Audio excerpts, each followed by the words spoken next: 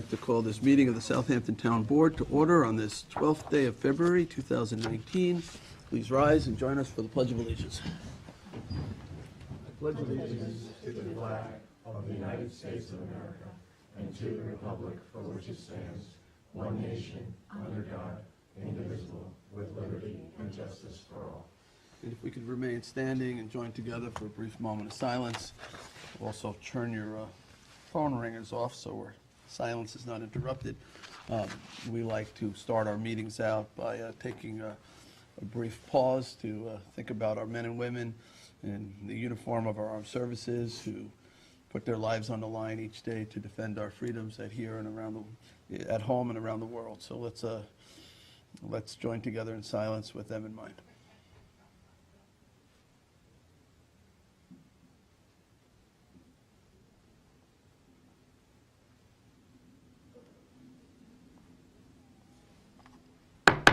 Please be seated. All right, Madam Clerk, would you call the roll? Certainly. Supervisor Schneiderman. Present. Councilwoman Lofstad. Here. Councilwoman Scalera. Here. Councilman Bouvier. Here. Councilman Schiavone. Present.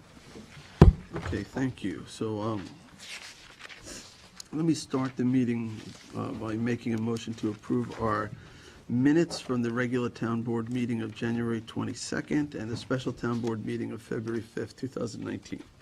So move. Or second. Seconded by Councilman Schiavone. All in favor? Aye. Aye. Aye. Approved. The following communications have been received in the office of the town clerk. We have received public notices from the Suffolk County Department of Economic Development and Planning regarding a public notice for proposed shellfish aquaculture lease assignment for Great Peconic Bay. Town of East Hampton, notice of public hearings. Village of North Haven, notice of public hearings. Public hearing notice also from Village of Sag Harbor Board of Trustees and the Village of Sag Harbor Harbor Committee. The Village of Southampton Board of Architectural Review, an adjoining neighbor notification for the African American Museum on North Sea Road in Southampton. Village of West Hampton Beach Planning Board, adjoining neighbor notification for a location on Division Street in West Hampton Beach. And New York State liquor license advance notice to municipalities have been received from the listed entities. Letters, emails, and land use applications have been received regarding the following: Zoning Board of Appeals matter regarding Bridgehampton Gateway, Little Noyak Path Watermill, Phillips Lane Spionk, and Country Road 30, it says country, it's County Road 39, Tuckahoe. Bid openings took place for the construction of bathroom and Good Ground Park on January 30th, 2019, and also the furnish and other meter pits and ancillary equipment. The following report was filed from the Town Comptroller for the January 2019 monthly financial reports, and that concludes the communications for this meeting's agenda. All right, thank you, Cindy. All right, so we're going to move on to public hearings. We'll give anyone who's filled out a card first an opportunity to speak. I don't see any cards here, but I'm sure they'll be brought in. Madam Clerk, would you read the first public hearing notice? Certainly. Public hearing number 1 regarding unsafe and dangerous conditions at the premises located at 11 Brown Street, Riverside. All right, thank you, Sandy. Rich Harris from our Town Attorney's Office will introduce us. Good afternoon, Mr. Supervisor and members of the Town Board.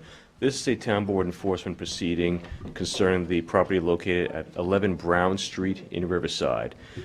This action was initiated back in October when code enforcement charges were brought against the property owner, which is Deutsche Bank National Trust Company, where there were 3 or 4 squatters inside the house, and the house was in very poor condition. There was an accumulation of human feces and urine stored in buckets in the kitchen, rubbish and debris inside the house, no running water, no smoke detectors, no sanitary services, extension cords running through the dwelling. At that point, it was brought into Justice Court by myself and code enforcement officers. There was no compliance by Deutsche Bank nor the squatters that charges were brought against. At that point, a letter was sent by the Chief Fire Marshal to Deutsche Bank National Trust on December 17th. It was in care of Mr. Stephen Kniffelberg, who is the attorney for Deutsche Bank at Duane Morris LLP in New Jersey. The property was posted as being unfit for human habitation and occupancy is prohibited. Mr. Kniffelberg did respond, and they hired Altisource to take care of the property. A report was issued to the town board on December 18th, and a resolution submitted at that time. Resolution number 2018-1212 was passed advertising for this public hearing here today, and the notice of the public hearing was posted and mailed by regular certified mail return receipt requested. I have affidavits of service for all those postings and mailings. After this was initiated, I was contacted by Mr. Kniffelberg, who did hire Altisource. Altisource went in and secured the entire building, so there were no longer the inhabitants in there. The inhabitants themselves were in the midst of being evicted. They vacated the premises, and they have since been prosecuted in court. The house itself now is secure. It is structurally sound, so this is not a proceeding to knock down the house. It is to secure it and to maintain the property and handle the property maintenance conditions. I had code enforcement inspect the house once again this morning before the snow hit, so we can see what it looked like. There is still some debris about the property, but the house itself is completely secure. I spoke with Mr. Kniffelberg, who is in New Jersey and is not able to make it out here today due to apparently the worst snow in New Jersey. He stated that he is having Altisource take care of the final property maintenance violations on the property. He will have that completed within 30 days. He is also assessing, or Altisource is, whether or not it would make more sense simply to demolish the building. That's within their purview, not something that I'm looking for here today because it is structurally sound as inspected by the fire marshal's office. I did inform Mr. Kniffelberg that I am still seeking a resolution by the town board to secure and maintain the property in case he is unable to keep his word and handle the rest of the property maintenance issues. But at this point, we're 90% there. They've been extremely cooperative once we contacted them through the proper channels. So at this point, I am asking that a resolution be passed as put before you today for the town to take action to properly secure and maintain the property. Can I ask, Rich, because it almost conflicts that last statement. I mean, it sounds like the guy has been taking steps to do exactly what you want. And now to pass this resolution seems to be like sort of go against that. You know, I'd rather table it, leave it out there lingering, but recognize that this person hired a company to do exactly as you said. There's no immediate threat anymore to health or safety. It doesn't seem like it's necessary. You've actually done your job by the threat of this resolution. But, you know, since he responded to that threat by doing the right thing, I don't see why we would need to carry it forth. I'm willing to close the public hearing and just table the resolution. I don't think we need to hear more testimony, or we could leave it open and you can, in a month, give us some more information. If he's not keeping his word, then we go to that next step. You're right, that is an option. The reason I'm seeking the resolution at this time is because things can happen. The property could change hands. Very often when I've had maintenance companies, they will change servicers during the course of a prosecution, and they might not follow through. This is really my belt and suspenders. So that way, if they do not finish the last 10% of the work, we have the opportunity to do that. By passing the resolution, it does not impose any financial costs on Deutsche Bank National Trust at this time.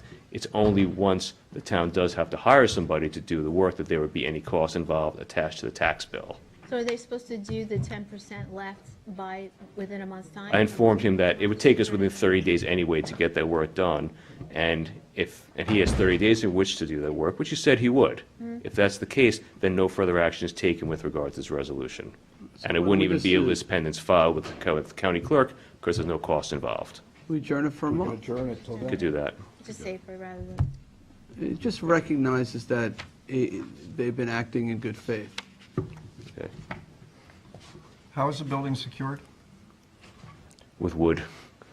Plywood. Also just went in, there were broken windows and broken doors. All of them have been boarded up with thick plywood, 2x4s, and secured using screws, so that way it can't just be pulled off by people trying to get back into the property. And the electric service to the house, you mentioned,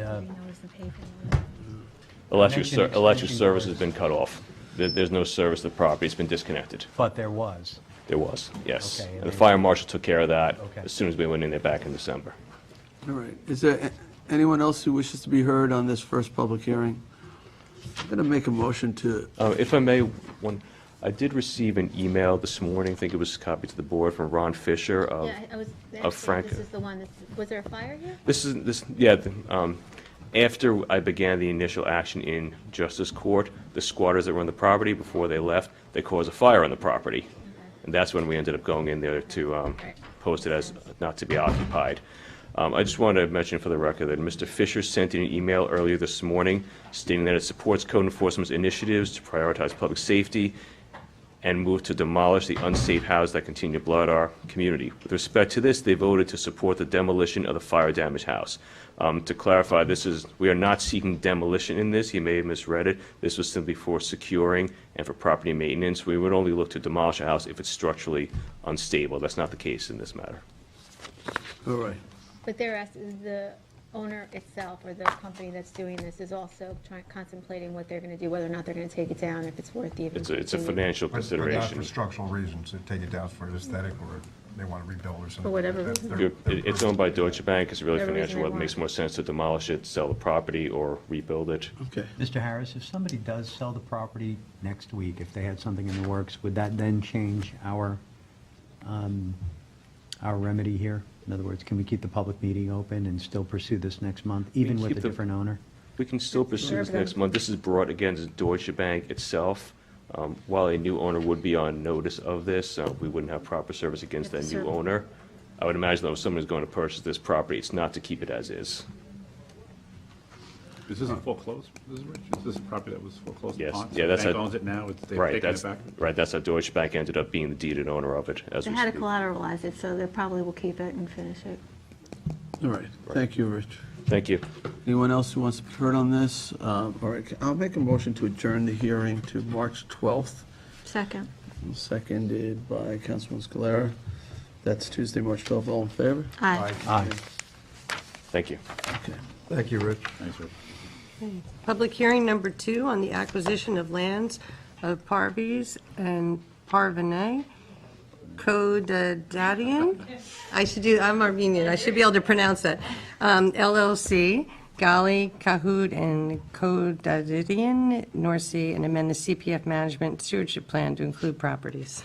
Okay, this will be introduced by Laura Smith from our Community Preservation Fund office. Good afternoon, everyone. So I will attempt to read those names as well. Parvis, Pavarian, Kodadadian, LLC, Louis Galley, Richard Cahood, and Parvis Kadadian are the purported owners of land totaling approximately 9.7 acres in North Sea, identifies as Suffolk County Tax Map number 963-4-33, 36, and 41. So you can see those on the map. These properties are designated in the Great Hill Open Space Target Area of the Community Preservation Project Plan as an appropriate site for preservation. Great Hill is one of the largest contiguous blocks of Pine Barrens oak forest remaining east of the Shinnecock Canal in the town of Southampton. We have over 535 acres of preserved land, 207 acres of which was preserved with CPF monies. The subject property is directly adjacent to town-owned lands on 3 sides. So that's to the north, west, and the south. The landowners have expressed a willingness to sell the properties to the town of Southampton at a cost of $877,500. The source of funding is the Community Preservation Fund. How many acres is it again? This particular, it's 9.7. All the 3 lots. Yes, together. yeah. 41 Any is the Other largest. questions for Laura? Great. Hopefully you'll never see me again. Thank you. I was going to say, we're looking for someone. Fine job, man. All right, is there anyone who wishes to be heard on this possible land acquisition for CPF? Going once, twice, 3 times. Okay, we'll make a motion to close. Second. Seconded by Councilman Bouvier. All in favor? Aye. Aye. Okay, Madam Clerk? Public hearing number 3 to amend Town Code, Chapter 212, retail checkout bags to include restrictions on expanded polystyrene, plastic straws, and stirs. All right, thank you, Sandy. All right, Janice Sheriff. Good afternoon. Our deputy, our. Assistant Town Planning Director. Assistant Planning Director. Yes. We'll introduce this. Thank you, Board. Thank you, Supervisor. This is a continuation of the hearing we had in Hampton Bays. And I just I'm here if you have any questions, but also to introduce Joe Glorioso, who is a liaison from the Solid Waste Advisory Committee and the Green Committee. So here's Joe. All right. Take it away, Joe. Thank you, Board, Supervisor. My name is Joe Glorioso. I am a proud member of Sustainability Committee and our Solid Waste and Advisory and Recycling Committee. A very passionate member of Southampton. And as many of you know, we've been working on this for quite some time. We've done a lot of homework and on the styrofoam and the straws. Excuse me. A little underdressed here.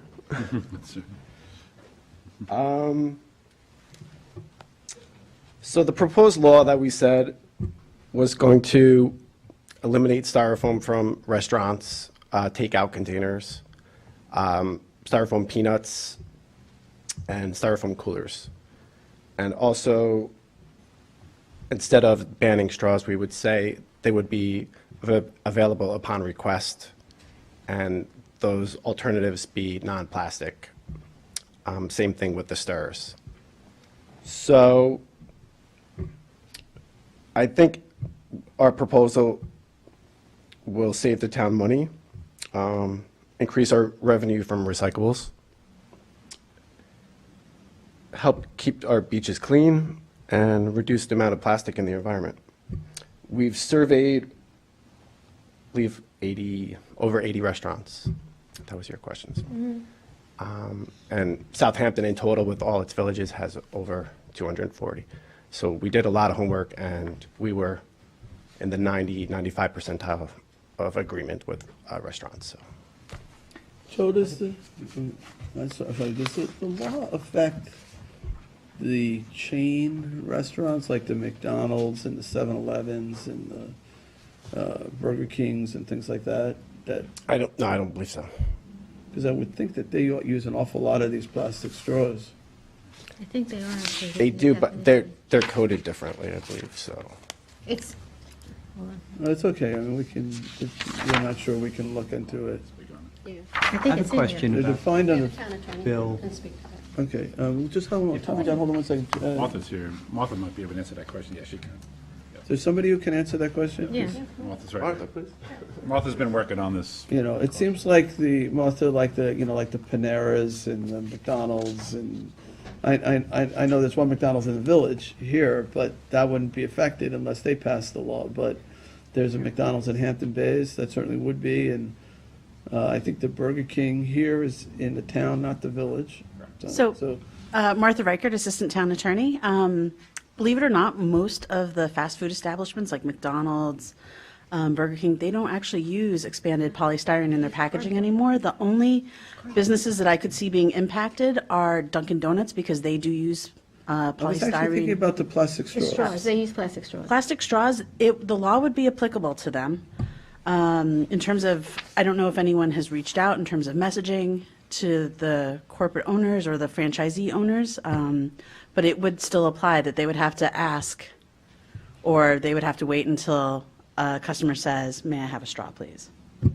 Well, I believe that the committee had reached out to the national chains in that Okay. regard with little contact. I'll characterize it that way. With respect to the law, it doesn't have any exemption for a fast food establishment. It applies to all food establishments. That goes from, your basic food truck or commissary. I mean, it applies to all food service establishments in the town. Right, I just like thinking about those, like the McDonald's drive-through, and, you get Sure. your paper soda and your plastic lid, and then you jam your plastic straw through it, and then you drive away. And with paper, do they have a paper product that will do that they'll be able to use as an alternative? I would probably feel Is there that a over. stiff enough paper straw? There Yes. are There are? Yes. alternatives. Wild by Nature, right, a Second seen Market, them. whatever it I've is, used them. has them, Second Nature has them. They're just like they're thicker. Yeah, it's It's a like a paper cardboard product. almost, Yeah, but- it's a paper. Counselor, I have a question about, while you're up here. Sure. the Americans with Disability Act, if people requested a straw and they were given a paper straw, but it's a stiff paper straw, to your knowledge, would that satisfy the ADA requirement? I haven't looked at the ADA requirement only because this law has an exemption for ADA compliance that, so restaurants are still allowed to maintain a small quantity of plastic straws in their inventory, 20. about 20. I see. It's And that would be pretty much for ADA compliance. So if someone requires a plastic straw, they can ask for it and it would be Well, okay under this okay, law. Section B says all straws and stirrers provided shall be made of a non-plastic material. It does. Let me Which, just, I've used some pretty stiff paper straws, and I grew up on paper straws. They seem fine, but- 212-4C provides the exemption. right. And it's understood medical. Next page. Medical reasoning for that. Absolutely. Do you have anything to add to that? Okay. Tommy John? Yeah. All right. Any further questions? Anybody else? Just Yeah, one John? point I wanted to make is that the compliance has, it's sort of building on this legislation is building on a culture that's already grown dramatically in front of us. So a lot of times, particularly with some of the changes, we don't even see the uses of some of these products anymore.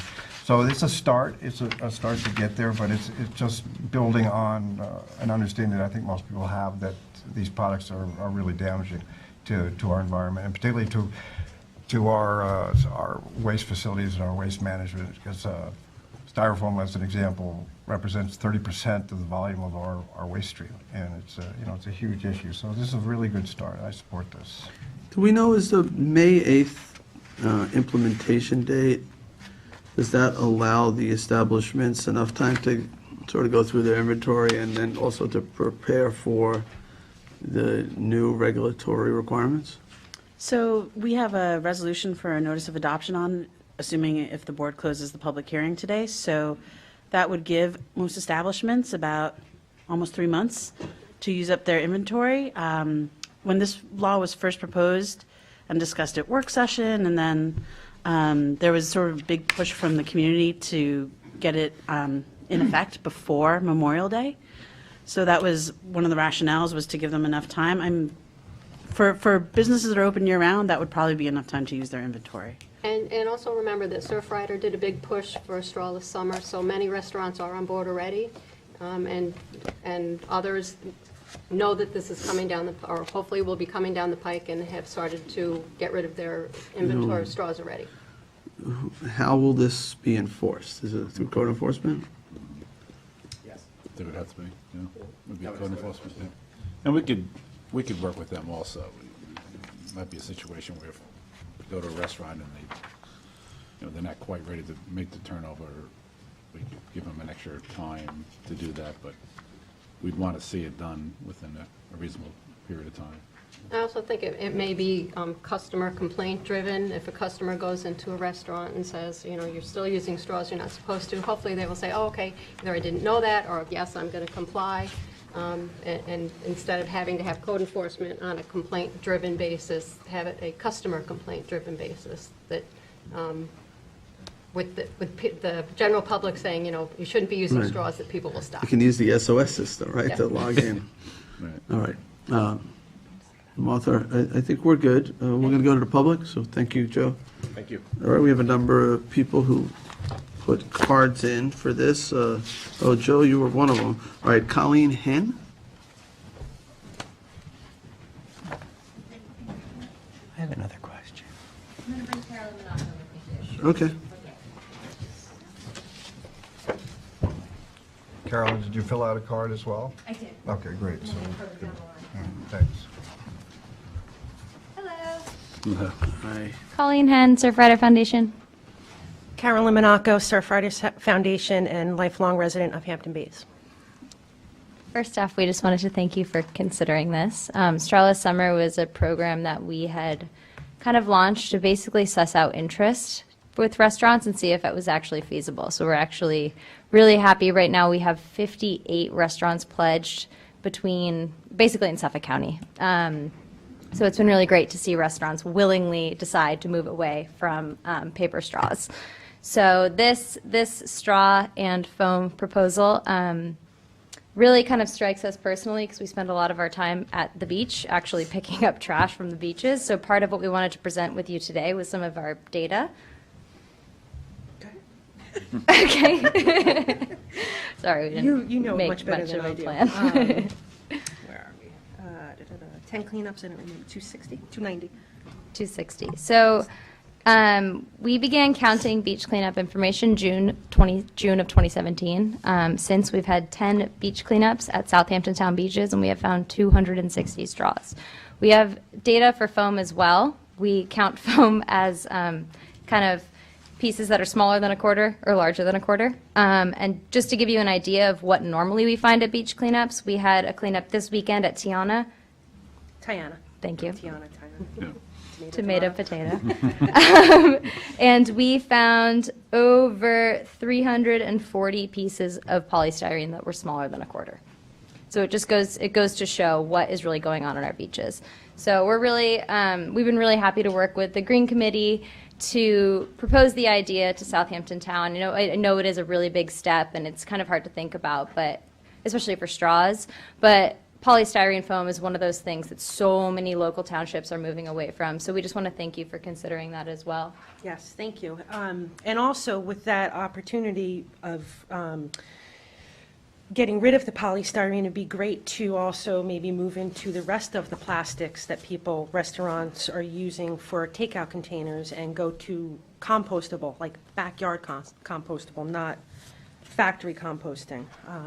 We'd look forward to working with you on that, if you guys are open to that. That's about it, right? Yes, we just wanted to say that you have our full support on this, Surfrider Foundation's full support on this, and we want to thank you. And I also want to thank you for the pitcher of water in the cups. It's nice not to see the water bottles. We did that just for you. We're adjusting. That was perfect. Just real quick. Let me get the bottles. At Tiana, we What's in the picked bottle? up Not 202 water. plastic bottles and 175 plastic bottle caps. And that was just a small little area, so you know how bad it is out there.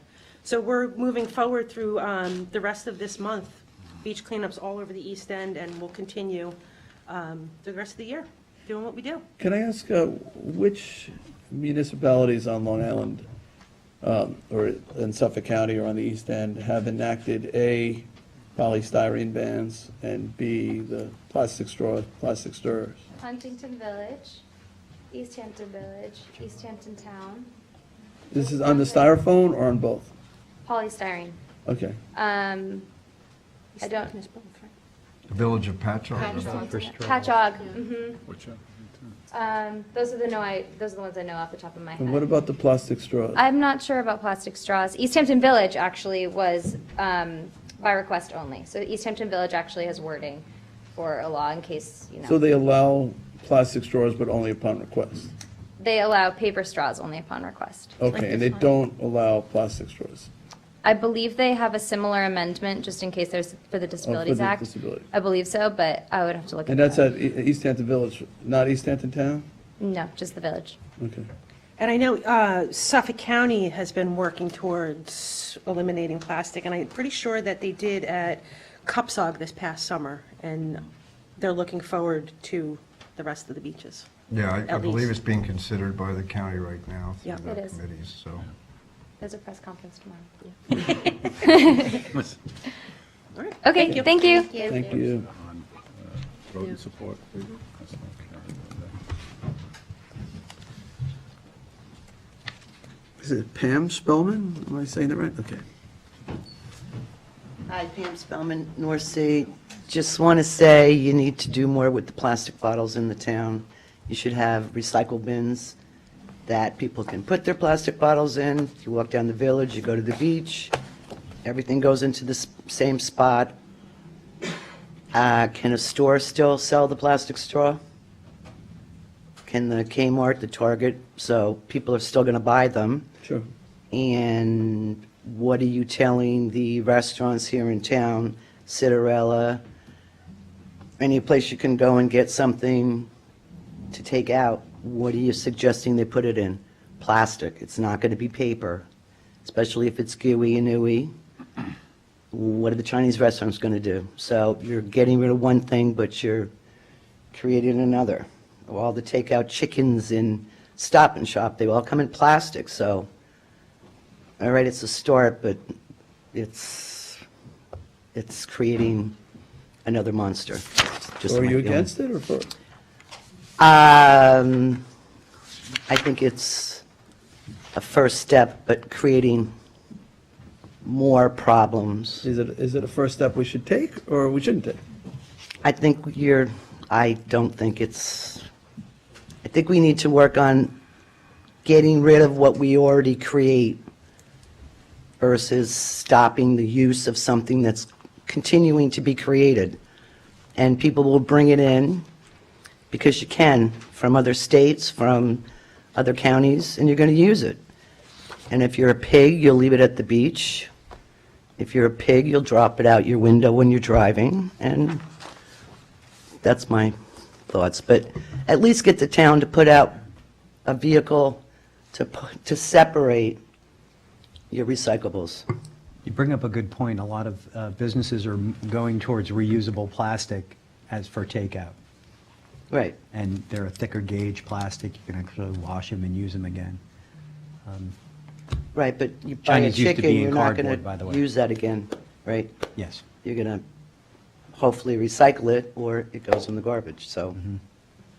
So I just respond to you quickly, because I understand you're kind of on the fence. This is a start, it's a small start towards a larger problem that we experienced, and that is waste management. I think you're absolutely right that we should look at better ways to offer recycling on the spot, particularly in those areas where a lot of these products end up. It is a big problem, and we work pretty hard at trying to solve that, but it's important to know that particularly with polystyrene, that's kind of the big thing here. It's a big part of our waste stream. It's a huge part of our waste stream.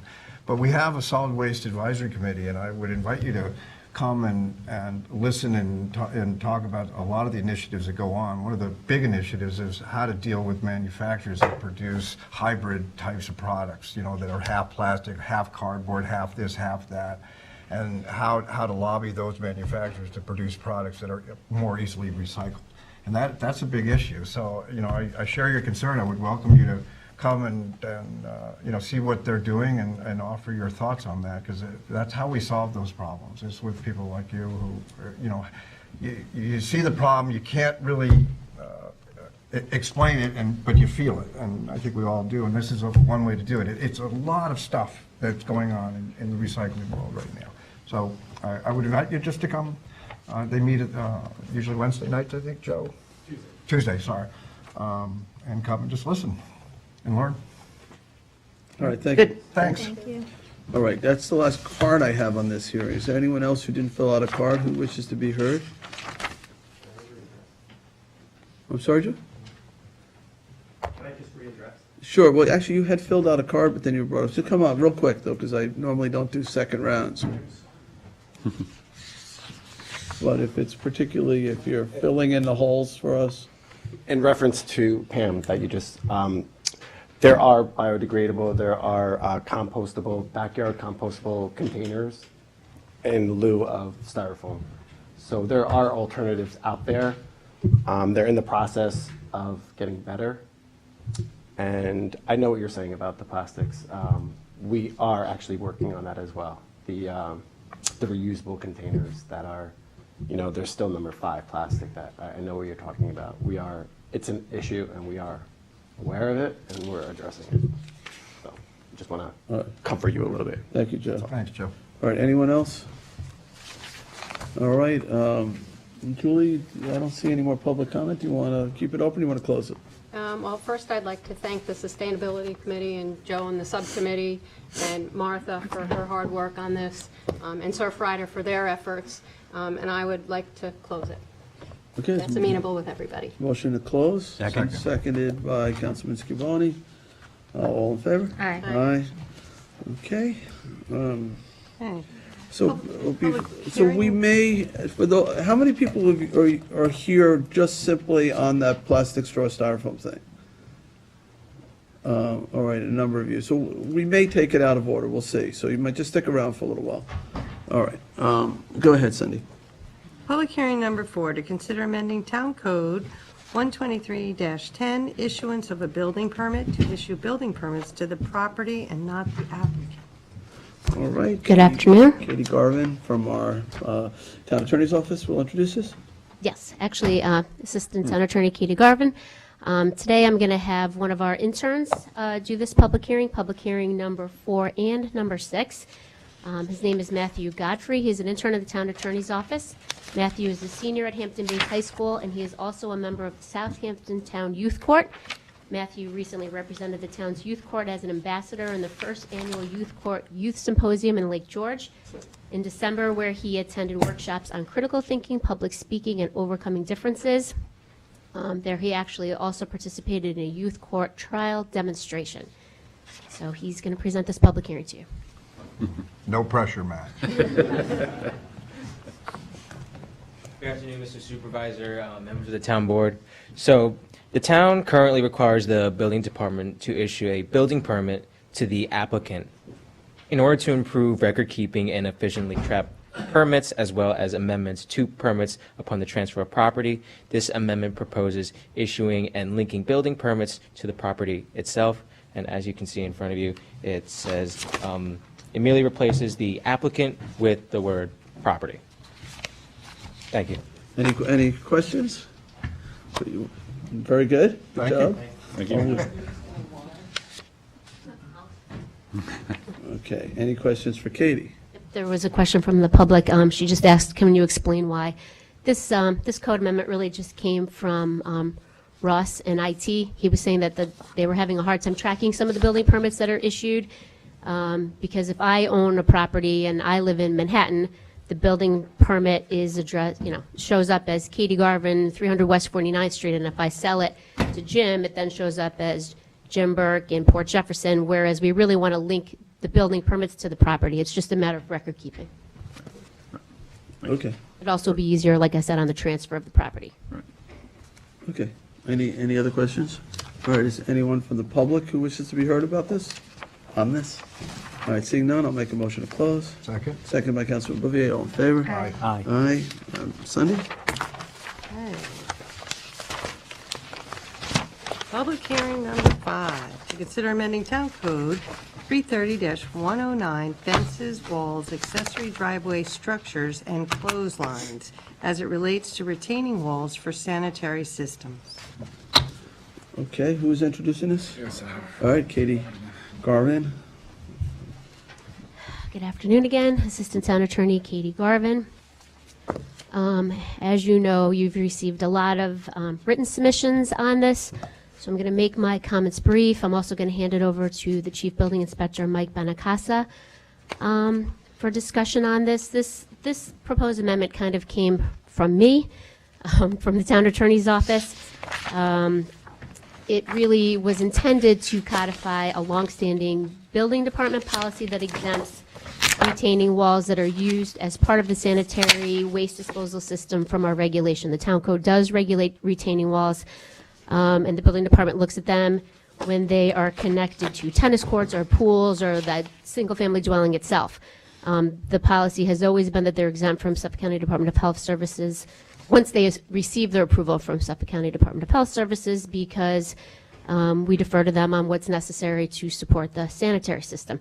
Recently, we received 2 Article 78 proceedings challenging Conservation Board approvals, Zoning Board approvals, Building Department permits, Architectural Review Board approvals, because they did not address the retaining walls. The retaining walls showed up on the surveys. They were indicated on the surveys. They were part of the approvals, but the Building Department didn't review them because the plans were stamped with approvals from the Suffolk County Department of Health Services. And although I typically don't recommend doing code amendments while we have pending litigation, I thought that this one was necessary because, one, it addresses a policy that's been in place for as long as Mike has been here and before him, and 2, because we do have property owners out there who think they have all of their approvals in hand and are now, those approvals are being challenged. So I'm going to turn this over to the chief building inspector. Before you do, let me just see if there's any questions for you. Does this only apply to IA systems, or is it all sanitary systems?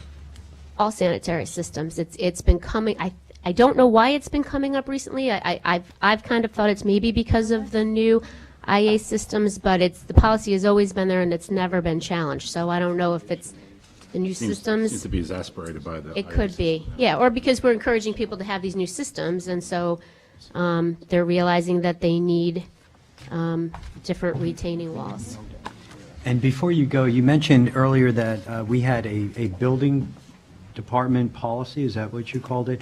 Where the IA systems, people could have these retaining walls and they were somehow exempt from our code because of that policy? Yeah, the building department looks at them as part of the system, so if you're coming in, and you don't have a new sanitary system, but you're putting in a tennis court and you have a retaining wall to support the tennis court, well, then the building department will say, show me your plans for your retaining wall, and they take a look at them because Suffolk County Department of Health Services is not looking at those retaining walls. But if you're coming in and you have new construction and there's a proposed retaining wall that's linked to your sanitary system, the building department looks for the stamp from Suffolk County Department of Health Services. And that is considered part of the IA system. Does that? That's how have any the setback- building department's been treating Or any it. septic system. A septic system. On-site. Septic system. On-site septic. Correct. And does that have any setback requirements or height requirements Well, again, on the policy I'm talking about, No. not the code? no. So this amendment doesn't limit it to retaining walls under a certain height, so you could build like potentially a 10-foot Well, cement and wall? that's what a lot of the comments are that you've gotten from the public. I mean, certainly, and again, Mike will speak to that, certainly in the past, because we've never had any complaints, I believe the belief is Suffolk County Department of Health Services is approving what's necessary. But obviously, we're going to have some comments from the public that are suggesting that they're too tall or they're too big, and that's the And discussion. they're right up on the property line in some cases? Yes, yes, and like I said, our town code, you will see some retaining walls on the property line for tennis courts and something, but we regulate them like we regulate fences. And I think that, But you don't need to meet certain setbacks. it depends on how tall the retaining wall is as it relates, like I said, to the tennis court or to the pool or to the single-family dwelling. That's how we regulate them. We regulate them like fences. And But we have not been regulating the ones for the sanitary systems. Many of these properties are subject to storm surge and the formerly 100-year storms that seem to be a lot more Correct. frequent now. Correct. And that does adversely affect neighboring property. Correct, and most of these properties are waterfront too, so you have you have the retaining walls that are proposed on the street side, that are, technically the rear yards, but they're the functional front yard. So when I served on the con board, when we approved the retaining walls that were done as recommendations from the county health department relative to shoehorning septic systems into particular areas where they had recommended, they produce a site plan, they tell us where we're allowed to have it. That it was occasionally it was an issue because of groundwater separation, as I understand it. That was Right. the purpose of it, to keep the 2-foot groundwater separation. But I don't ever recall it being used for an aesthetic. It was used to Sure. separate water Absolutely. and to prevent, so make sure that septic system worked. So to build up the earth, so you Right. have And more separation. Mike will tell you, but that's been the philosophy, from the building department. These are absolutely necessary. We're trying to encourage people to upgrade their sanitary systems. We don't want to be unduly restrictive. Suffolk County Department of Health Services has already reviewed this. But like I said, we are, you've seen the letters in opposition. They're suggesting that some of them are excessive. Counselor, one of my concerns is that we're actually ceding some of our zoning powers to the county of Suffolk under Sure. this. That's a legitimate concern. All right, thank you, Katie. Yep. Let's And here's bring Mike up. Mike Benacasa, our Chief Building Inspector. Good afternoon. As Katie mentioned, this proposed code change was just to codify what we've been doing in the building department since before I got here, and it's been well over 20 years with the same policy, and that's not to regulate walls that are part of a health department-approved sanitary system. So what what is the requirement? The Suffolk County Health Department requires a groundwater separation between the bottom of a leaching field and groundwater. And that separation can be anywhere from 2 foot to 3 foot, depending on the size of the system. For the most part, and I spoke to the health department yesterday to ask them because the walls are engineered by private companies, brought to the health department for their approval. The county of Suffolk doesn't actually engineer the walls. It's done by a private engineer. So the question to the health department was, if an engineer designs a wall that's 6-7 foot above groundwater, which makes the retaining wall much, much higher, would that be approved? Well, of course, separation between groundwater is not a bad thing. It's a good thing. So in their eyes, well, it's a good thing. In our eyes, the height of these walls is not a good thing. So he said, well, we look at them closely, and if they're too high, we tell them to lower them. Okay, he said that's the case, and I believe him. But what I believe is the wall should be the minimum height that's required to get an approved system in. So what we're going to do in the building department, although we're not engineers, we can use a ruler. And we could tell by their plan how high the bottom of the septic or the leaching pool is above groundwater. And we'll check these. And if they're a foot too high, well, a foot higher than normal, okay. But if they start getting 3-4 feet above, right, it's probably being done for a purpose other than groundwater protection. It's probably being done to level a yard so kids could play on it rather than a slope yard, for all sorts of reasons. In most cases, folks want to keep those walls down because they get very expensive. When we're dealing with multi-million-dollar homes, sometimes the cost is not a factor if they get some more usable yard. And I think that is the case on some of them, because I looked at the 2 lawsuits that we have, or Article 78s, and they seem to be a little bit higher than they could be.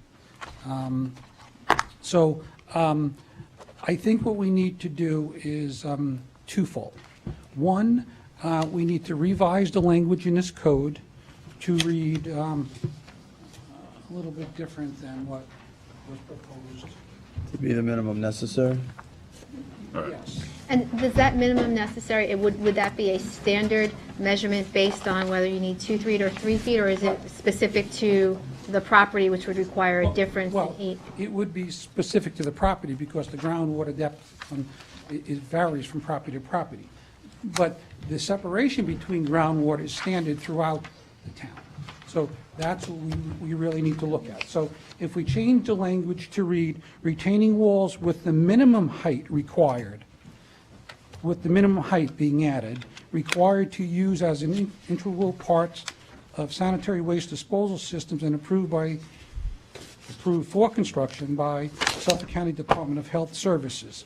And then we also should add is any such wall with a height greater than 3 foot as defined in 330-109C shall be reviewed by the Architectural Review Board for possible screening. And I would add for possible screening and mitigation. Well, don't they sort of go right up to the property line now? So if you're going to screen them, you'd have to pull them in. And that may be the case. But we drive throughout the town, and a lot of times we do see trees planted on town right-of-ways where that side apron is large. If you have 10 foot between the property line and the street edge, would it hurt to put some decorative plantings in front of a wall to screen it? Personally, don't think so, but that's a decision that you folks need to make. What about screening between neighbor to neighbor? I have a picture of one, and it's built right up next to the neighbor's fence, and it looks like there's no way you can screen it. Again, when it does go before, I would recommend the Architectural Review Board. It's not built yet. So one of the mitigation measures could be, well, move your wall in. back to the health department another 3 months, lower the wall a little bit, put some screening, put some sort of decorative stonework on the outside of the wall. My neighbor has a retaining wall, although it's 1.5 feet, there's some decorative stone put on it, and it looks great. I'm right next to him, I built after him, I don't have a retaining wall, because I put my septic system at 2.5 feet above the groundwater, and I didn't need a wall. And they have to be solid surface, they can't be landscaping ties, right? They have to be solid surface, normally waterproofed on the backside just to keep anything from leaching through. So like I'm just looking at the picture that Councilwoman Lofstad has, it looks like it's like 6 feet high, Yeah. but on the property line. Okay, So what do you, So let me just say, just clarify, when it says as defined in 330-109C. All right, so how do you determine the height of a retaining wall? The code says that you measure it's the average from one side to the other. When I got here 17 years ago, I went to the principal building inspector. I What said, does that mean? what does this mean? Yeah, From one read side that. to the other. He said, well, you go from the base of the wall to the top, the fill on the other side, and take the average. Okay, how long's that been in place? Before the fill comes in. Yeah, forever. Well, no, not before the fill. You know, the top from the other Before the side of fill the comes wall. It's was in place before he got here. So I went back in the codes. That definition's been in code from the 70s. So, I don't know. But it's been the way we've determined. So anyway, so when it says 3-foot wall, that's really a 6-foot wall, because you measure from the base to the other side of the top of the fill. Normally the fills, so that would be 3 foot. So we wouldn't be sending 3-foot walls, we'd be sending 6-foot walls. Under our current code. Yeah, under the current. Not the definition. policy, the code, Well, along with the setback requirements and the height requirements. It's been in the code need since some the time to 70s. digest this. Is this, Mike, is more and more issues come up because of these newer systems? Do they require a big, greater separation? Why is So it an this is- issue now? Why? Because we had a neighbor that didn't like the wall next to their property.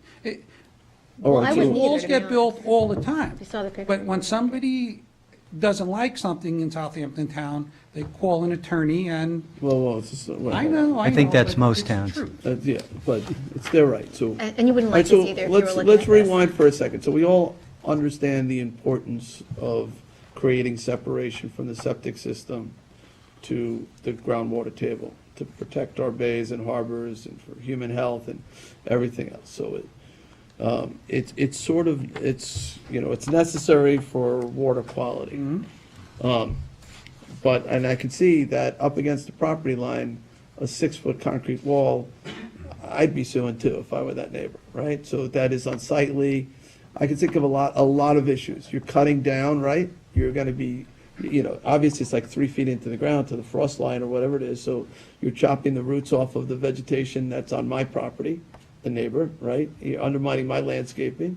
Somebody could be walking across this thing and fall and get hurt, and they'll also be on my property with their broken leg, right? I mean, deer can probably jump over this, but other wildlife is gonna have some issues potentially. You're gonna change your drainage patterns as water, now can't flow along the ground, it's gonna hit this concrete wall. Storm surge. There are a lot of potential issues, so we're solving one problem, but potentially creating another. But it seems to me that, a 3-foot wall is probably not a big deal. As you start getting taller, though, setting it in from the property line probably does make a little bit of sense. Or at least having some additional process. If the neighbor doesn't care, fine, but maybe there ought to be some kind of review here, or. Mike, I have a Every- question about. Excuse me? Okay, go ahead. I was going to say, everything you are stating Sounded like is valid, but we have a situation where a lot of times the properties are in a wetlands area or within wetlands, so the house is getting pushed towards the roadside where the septic system has to go. So you're squeezing the area. The leaching field has to be 10 foot from the foundation of the house, 10 foot from the retaining walls, and they're about 20 foot across. So you're talking about 40, you need 40 foot of space just to get the system in the ground.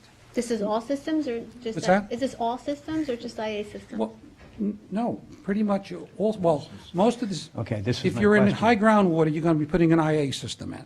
But they do take up that much space, like one of the more popular installations is the Fuji system. They use traditional septic rings with their high-tech septic tank. Can I just Well, want I to just really wanted to make the let clarification, Mike though, finish Mike, his- that the original intent for the IA systems was to meet the footprint of current existing septic systems.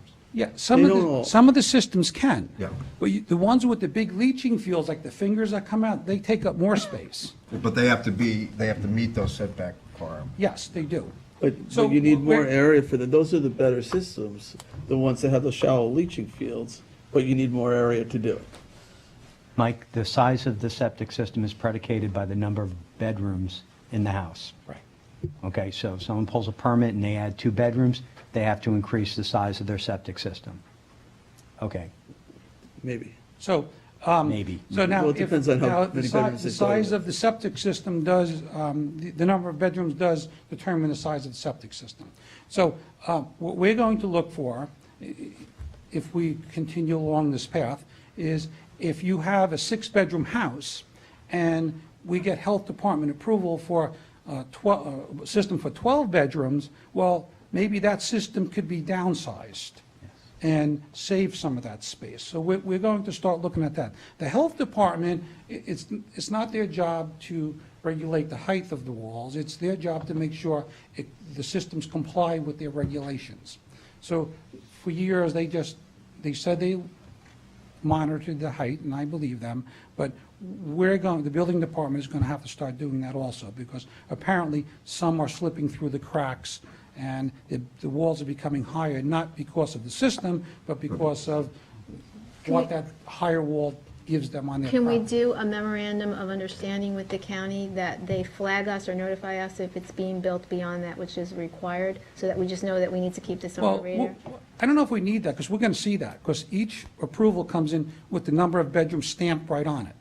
Right, and then you'll know automatically the minimum Well, size? yes, we'll know what the system was approved for, and we have the plans to see how many bedrooms are in it. So part of our tracking process, at least on the IA systems, is to look at the electrical permits that are granted for the installation of an IA system. Can you track it that way as well? So when the permit comes back from the county with a recommendation for a retaining wall of a certain height, can we track it that same way within the building department, and then just expand that to current septic systems I that don't are not know under if we could mandate? track by retaining wall, because you'd have to have a code. IA, we have a separate code for Right, those. but we're using that to track them, right? Yeah. I mean, that way you know at least you have the IA systems, which are the new mandated for new construction in the 0 to 2 areas. That way you have a way to track that with the county.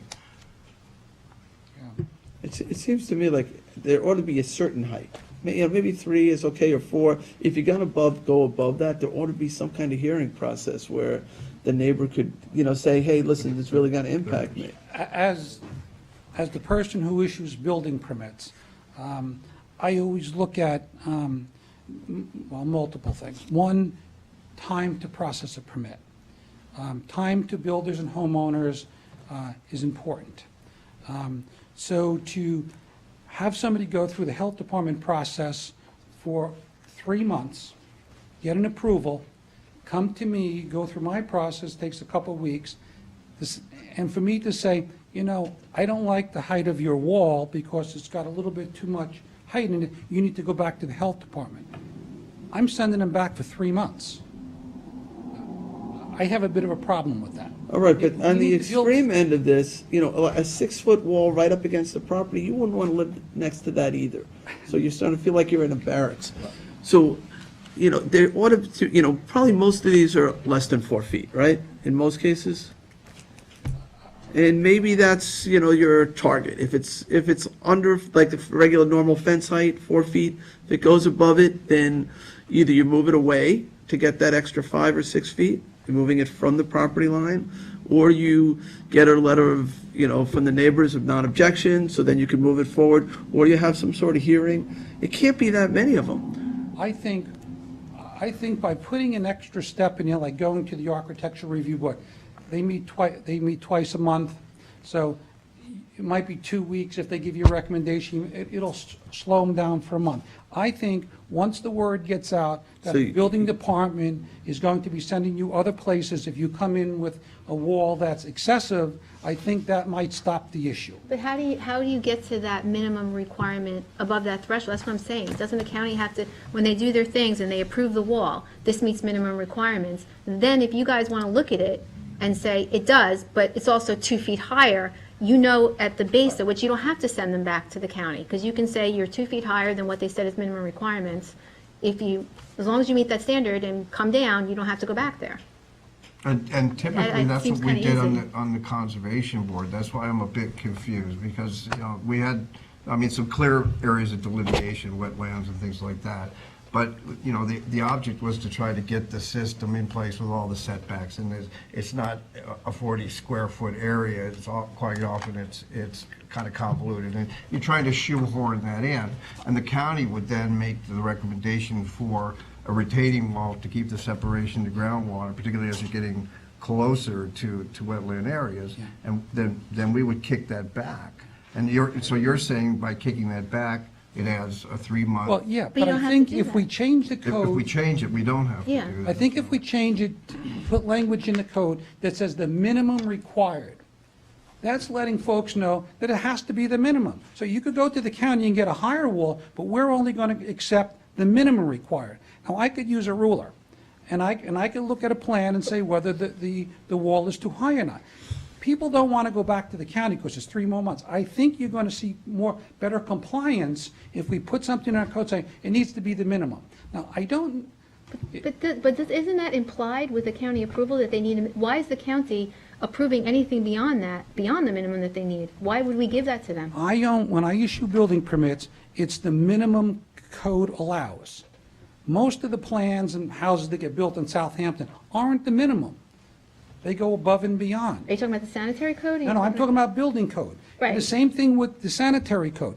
It's the minimum. They don't always see plans that meet the minimum. If somebody wants to go better than code, they should have a right to do that. But once they do that. But if it's going to impact the neighbor, then maybe they shouldn't be able to. Because once the county And this will goes. stop them, this will stop them from doing that. I understand what you're saying, but, and maybe we're saying the same thing, but it seems to me that the county, once they're going beyond what the minimum is, they are then going into our zoning powers, and they're getting into areas which should be for us to determine at that point. That's correct. It doesn't make sense to me. Yeah.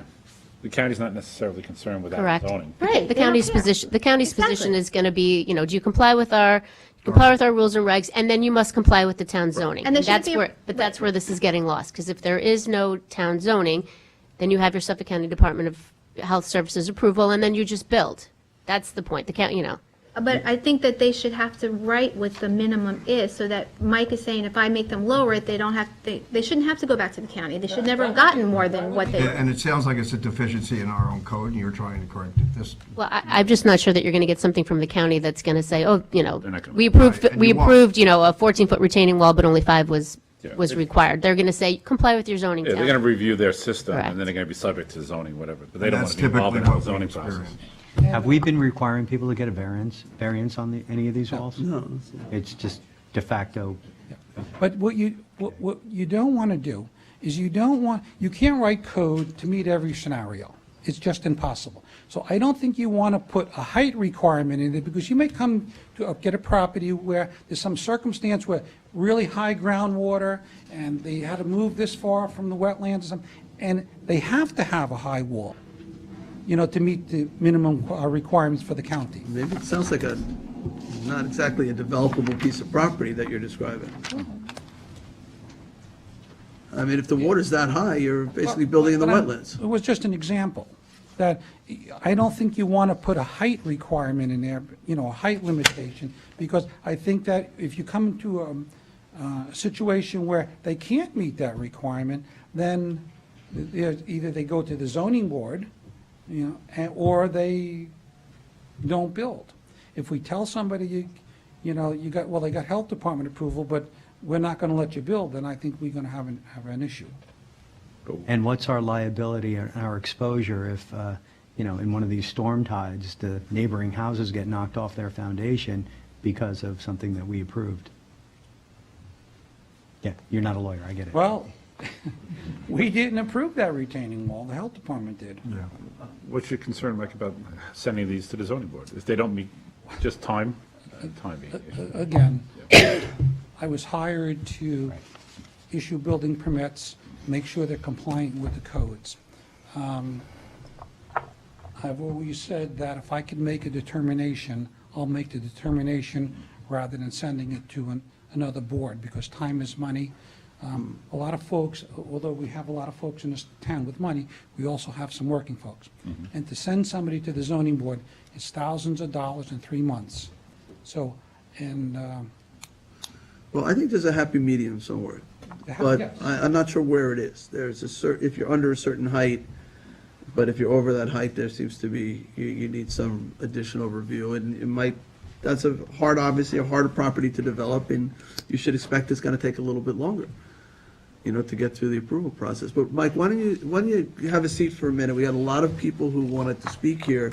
Let's go to the public, but stick around so that I can bring you back up as we debate this further. Katie, real quick? Yep, I wanted to say one more thing. I will give you guys Section 33109, which talks about, I'll give you the whole section of it. I don't know that this is a happy medium, and I'm not suggesting that you use this, but for the other retaining walls, I'll get that in a second, for the other retaining walls that the town has been regulating, there are some sections of the town code that talk about that. They talk about anything, and again, this is for the tennis courts, the pools, everything else. Thank you. Section, thank you. Section 33109 A9 talks about the waterfront lots, and it basically says for a fence or a wall that's higher than 4 feet from natural grade, and then it goes back and kind of talks what Mike was talking about. There's a setback, you go to the ARB. So again, this is how the building department has been looking at other retaining walls. So there is something in there, and that's kind of, I think, where Mike was going with over 3 feet or over 6 feet. But I'll give you this just so you can look at it, because I'm sure somebody will raise it as well. All right, so we're going to go to the public. Each speaker will be afforded 3 minutes to make their comments known. We'll let you know when you're down to your last 30 seconds so you can wrap up. You'll have to forgive me for mispronouncing your name. Sometimes it's the handwriting I struggle with, but I think the first person is Mike Walsh. Is that right?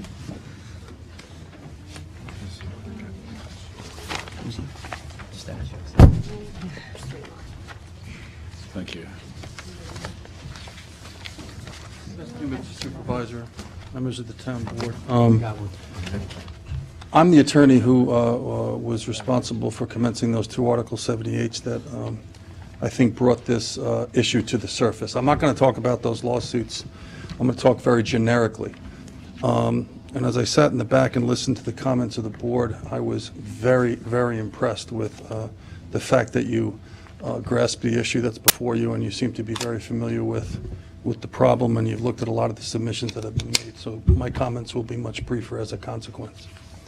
So as the supervisor said, let's rewind a bit. Why is it that there are height limitations in front yards of properties in the town of Southampton? Every zoning code, every village, every town in Suffolk County has a 4-foot limitation. 4-foot limitation for fences in front yards, retaining walls in front yards. Right now, the way your code is written, you do indeed regulate retaining walls. And what happens on these waterfront lots is the yards are essentially switched. The front yard becomes the water side, house sits in the middle, and the street side becomes the rear yard. You have a special provision, your counsel, Katie Garvin, recited it, that in the event that you want to build a retaining wall or a fence in your rear yard, which is really your front yard on a waterfront lot, if you go higher than 4 feet, you get referred to the Architectural Review Board. And they give it a special review. what does it say you have to do? You have to pull the wall off the street, off your front property line, by a minimum of 5 feet, and you have to landscape the wall. They call it a natural ornamental planting or natural buffer, but essentially, as the supervisor pointed out, if you have a wall, by the way of example, some of the photographs that were submitted to you depict one of the walls that has been constructed recently. That's the subject of these proceedings, both before the ZBA and that lawsuit. But this is what this wall looks like. It's dead on the property line of the adjoining neighbor. It is 6 feet in height. That hasn't been backfilled yet, though, right? In that picture? That's correct. Well, What's the gonna be the inside, remember, this is the outside of the wall, Mr. Supervisor. This is the sides that facing the neighbor. The inside of the wall is constructed as a box. It's apparent, it's a Sure. box. No, but the earth hasn't been returned to the frost line there, right? Yeah, and it will not be. It's on their side. Yeah, this is the neighbor's side. I know, but it looks like He's there's a looking at the trench there. trench The along the trench. wall. Oh, I'm sorry, you're right, you're correct. Yeah, it hasn't been So- backfilled yet. That's So correct. when that is filled, it won't be 6 feet anymore, but it still might be 5 feet or something, I can't tell. Possibility. Yeah. It would be 5 feet. It won't be quite as extreme as that photograph. Although, remember, it's going to be the neighbor's job to backfill it, because it's dead on the line. There isn't 3 or 4 inches between the wall and my client's property line, which is on this side. But you're right, if it was backfilled and properly filled, it would be somewhat lower.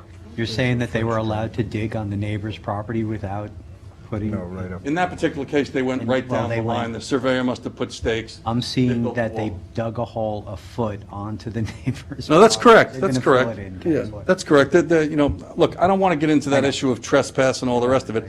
Again, I want to speak generically. The point here is, They might have permission. what do you seek to avoid by regulating Probably. retaining walls and fences in front yards? 2 things. You seek to avoid this situation where someone comes out on a weekend and there's a 6-foot retaining wall on their property line, some 60 to 80 feet in length. And these are built as boxes, by the way. It's very important that you understand that. In this particular case, it's approximately 200 linear feet of 6-foot retaining wall in the front yard of a property, which was flat, and it was landscaped with trees and grass. Now you've got a box sitting on the front lawn. Again, 200 linear feet, 6 feet in height. This is just one case. What do you mean a box? It's going out on 4 sides? Well, and one side of it's a septic box because the way it's built, keep in mind, the septic system sits inside the box. So you're not just building one wall. So it's like a That's corner. correct. You're building a box. Sometimes it's connected to the foundation of the house, sometimes it's not. Are these part of the FEMA regulations when people are required to raise their homes? The homes, yes. One of the problems that we have too, what drives this is when you put the septic system that high, you've got to raise the house because the invert or the slope of the pipes running down to the septic system has to be higher in the house so the water runs into the septic system. Yes, there is Mr. Schiavone, there is a set of FEMA regulations that requires the raising of a house on the waterfront, but there have been at least 2 cases that have come before the Zoning Board of Appeals where the owner has requested height variances or pyramid law variances, and using this argument as their difficulty and their reason to get the variance relief. So there's a lot of moving pieces, as the supervisor said here, when it comes to this. But getting back to the history of this, this all started when the IA septic systems were putting to use. This happens to be a standard system here, but what we've noticed is when my clients came to me and when this came to the surface was when the IA systems received their approvals, which by the way requires health department many months, conservation board many months, most times zoning variances because of the setbacks from the water, from the street, the pyramid height variances that we're talking about.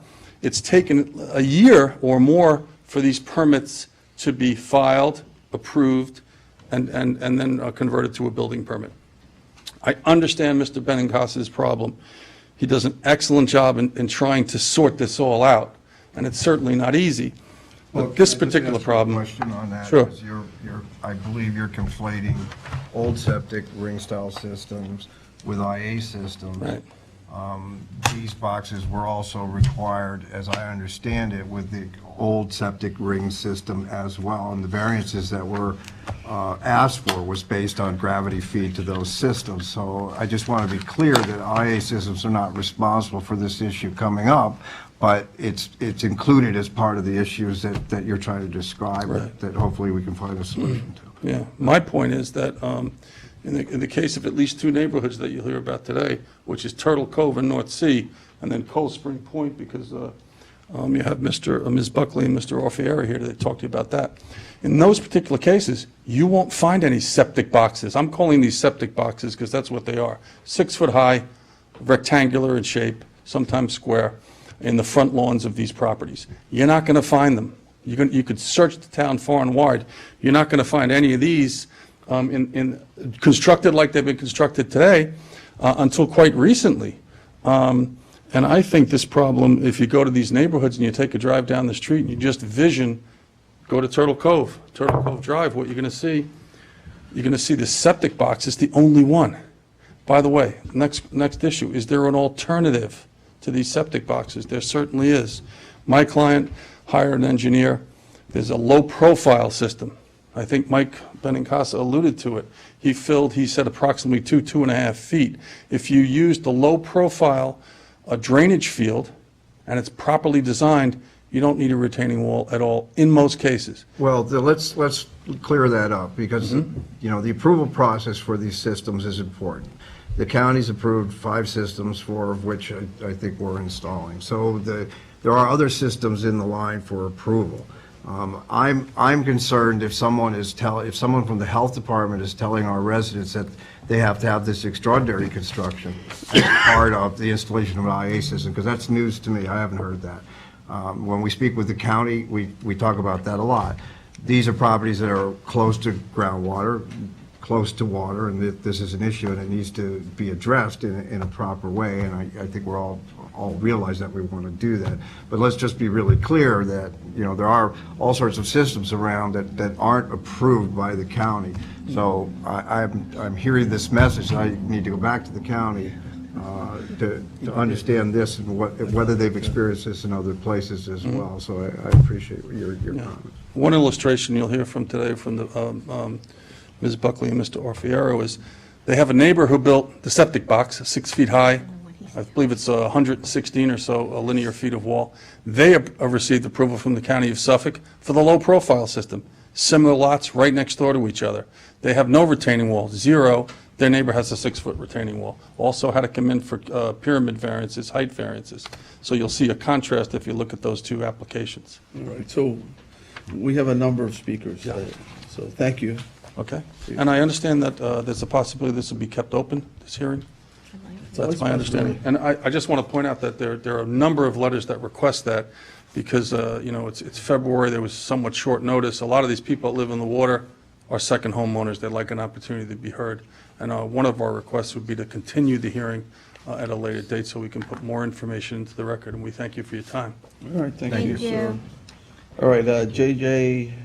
Sacha?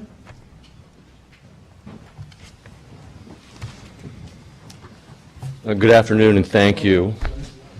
My name is J.J. Sacca, and I'm a resident living in the Cold Spring Pond community. There are obviously many people here who have greater expertise than I do on the subject matter of septic systems and the walls that encase them. I have 0 expertise in that subject, so I've learned a lot here today, though, and you guys have been asking great questions. I currently serve as the president of our homeowners association, the Cold Spring Point Association. We are a community of approximately 80 homes. In the short time I have served as president of the association, I've learned some important lessons, but perhaps none of them are more important than problem solving within a community is best at its most local level. It is for this reason that I cannot figure out why the town of Southampton would want to relinquish any power or responsibility it currently has. What would possibly be gained by amending this law? From the standpoint of myself and many of the nice people in our community, the proposal is something we find concerning. You see, we all live in an area that is surrounded by water, Cold Spring Pond on one side and the Peconic Bay on the other. Residing on the water, we of course realize the importance of taking care of the water and our environment. Many of our residents are third-generation homeowners, folks who have grown up on that water, clamming, fishing, boating, swimming. The purity of that water is critical to all of us. So as a community, we fully support any effort to help keep the water clean. But being that we live in an area surrounded by water, we also have to deal with the negative effects that come with that, namely flooding. We are all essentially residing on a sandbar, a lovely sandbar, but a sandbar. And in recent years, it seems like the flooding events are increasing in both frequency and ferocity. In 3 separate storms this year, we have seen nearly 3 feet of water on our roads. I have a couple of photographs here that could just pass. Thank you very much. Again, we all know the risk is living on the water. So we know this is a reality that we have to contend with, and we aim to combat this by keeping our beaches healthy and by putting drainage where we can. We try to make a point to ask our neighbors to keep the flooding waters in mind when renovating or building, all in an effort so that nothing's in the way to impede water from draining. But for water to recede, it has to find a place to go. And if we encourage our residents to take advantage of incentives to replace existing septic systems, it will be essential that it be done in a way that pays attention to these issues in our community. Large walls do not allow water to recede. We have just one road in and out of our neighborhood. Anything that keeps water from receding is adding to a safety concern for our neighbors. As it is, there are times when our residents are stranded or unable to navigate the roads with a vehicle. It is for this reason, mainly, that we would adamantly oppose any amendment or change to code that would make it easier to put up these barriers. And large walls are not at all consistent with the existing architecture in our community. Look, the Department of Health does not have an interest, nor should they, perhaps, in maintaining an aesthetic. But in our community, we have several residents with walls, but they're generally set back and at a height of no more than 3 feet. We've seen a proposal for a home that has walls over 7 feet tall and nearly abuts our right-of-way. Our road is private, and our association maintains a 50-foot right-of-way. And again, we're looking at about this, and this is a rendering of what that would look like.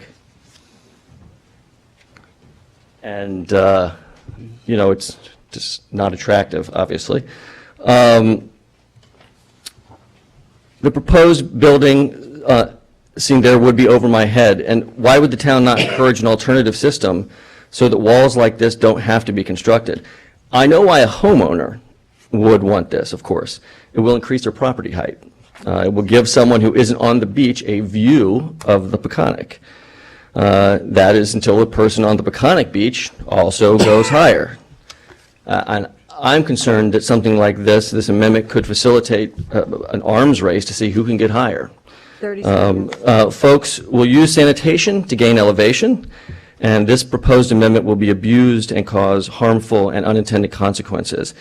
It would be hard for me as president of our homeowners association to suggest that residents take advantage of programs to replace septic systems if the result is a 7-foot wall all over our community. On page 2 of the notice, under the letter G of section 330-109, it mentioned walls be exempt that are required for use as integral parts of sanitary waste disposal systems. I just find it hard to believe that the 7-foot wall is integral to those systems.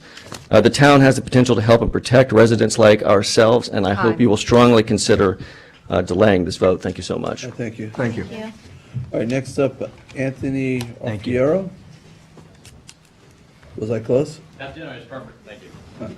Thank you all for having me. This is my first public hearing, so I will stay within my 3 minutes, even though I've... Just move over to the microphone. Oh, sorry. I sometimes speak loud. I don't think I need it. Apologize. My approach and hand these out? Over here. give Over here. I'll stamp them in for you and distribute them. Thank you. So you just heard from Michael Walsh and JJ. Just give her the whole pile. There we go. That way you can spend your Our time. clerk. Town And just wait to speak till you're back at the microphone. About what we all believe is the importance of you keeping control of our community and not letting the County of Suffolk Health Department dictate walls. I am one of the Article 78s, so I'll just kind of walk you through briefly the experiences I've been through and where we're building our house. I think anybody who buys waterfront property in Cold Spring Point or any place like that on low levels understands that they're going to go back and forth between departments to build. In fact, we took almost 2 years to build our house and went back and forth to the health department, I think 2 or 3 times, because there are alternative septic systems. We're encouraged by the Conservation Board to go back and forth. Others will use this to build these walls. I think you did see some of these walls. But this is what's been approved on our property next to us. A 7-foot wall. This has not been built yet. This is a rendering, but this has been approved right on our property line, right on the line to the street, with no room for planting, no room for the ability to even get close to it, and again, creating not just an eyesore, but also a hazard. I think you, sir, mentioned the possibility of flooding. A couple times. This is what happened on October 28th.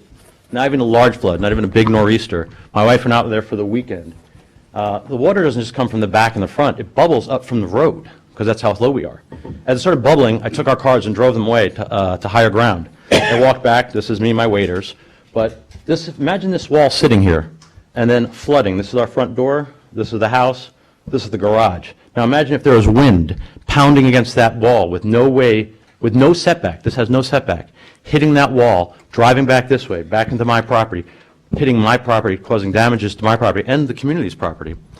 In the document that I've given you, there are engineers talking about alternative systems. We found one of those alternative systems. We are building a house right now with an alternative system with no wall. There are 4 developments being done in our community right now, 2 last year. None of them have walls. Some have very little walls, maybe 3-foot walls. In the document you'll see also we have reports from design specialists talking about how this wave action could cause damage. A report from Hampton Risk Management, an insurance company, talking about who would spread the cost of that risk. And also from the engineer who I mentioned there are alternative systems. And then I'd like to just show you our little community and what could happen. This is our little community that JJ mentioned. And I'll pass this around. But as you can see, It's in your, yeah, okay, well, basically there's about 68 home sites. Of those 68 home sites, only 9 have walls. And only 1 has a wall over 5 feet, which is between 2 empty lots because the other neighbors use them to walk over to get to their boats. So they're vacant lots. The rest have walls that are 4 feet, 3 feet, 2 feet. So you don't need to create these type of walls that Mike Walsh had pointed to, that I've pointed to create a septic system approvable by Suffolk County. Suffolk County thinks about the health department of the whole county. They're not concerned about the town of Southampton. They're not concerned about waterfront communities. They pass a code, they move on, and they deal with it. I've also heard you all mention about these codes that have been around since the 70s. Well, this is 2019. There's new technology. Maybe we should think about our codes and how they affect us with the new technology. And I'm looking to you to help us. I'm looking to you to say no to this, and I'm looking to help those of us in waterfront communities. And I understand that, I'm one of those people who are fortunate enough that could put an Article 78 against the town to protect the wetlands. I took a long time to understand the water there before I built, because I'm a fisherman. And I understand that, working class people want to be able to build their house fast. I get that.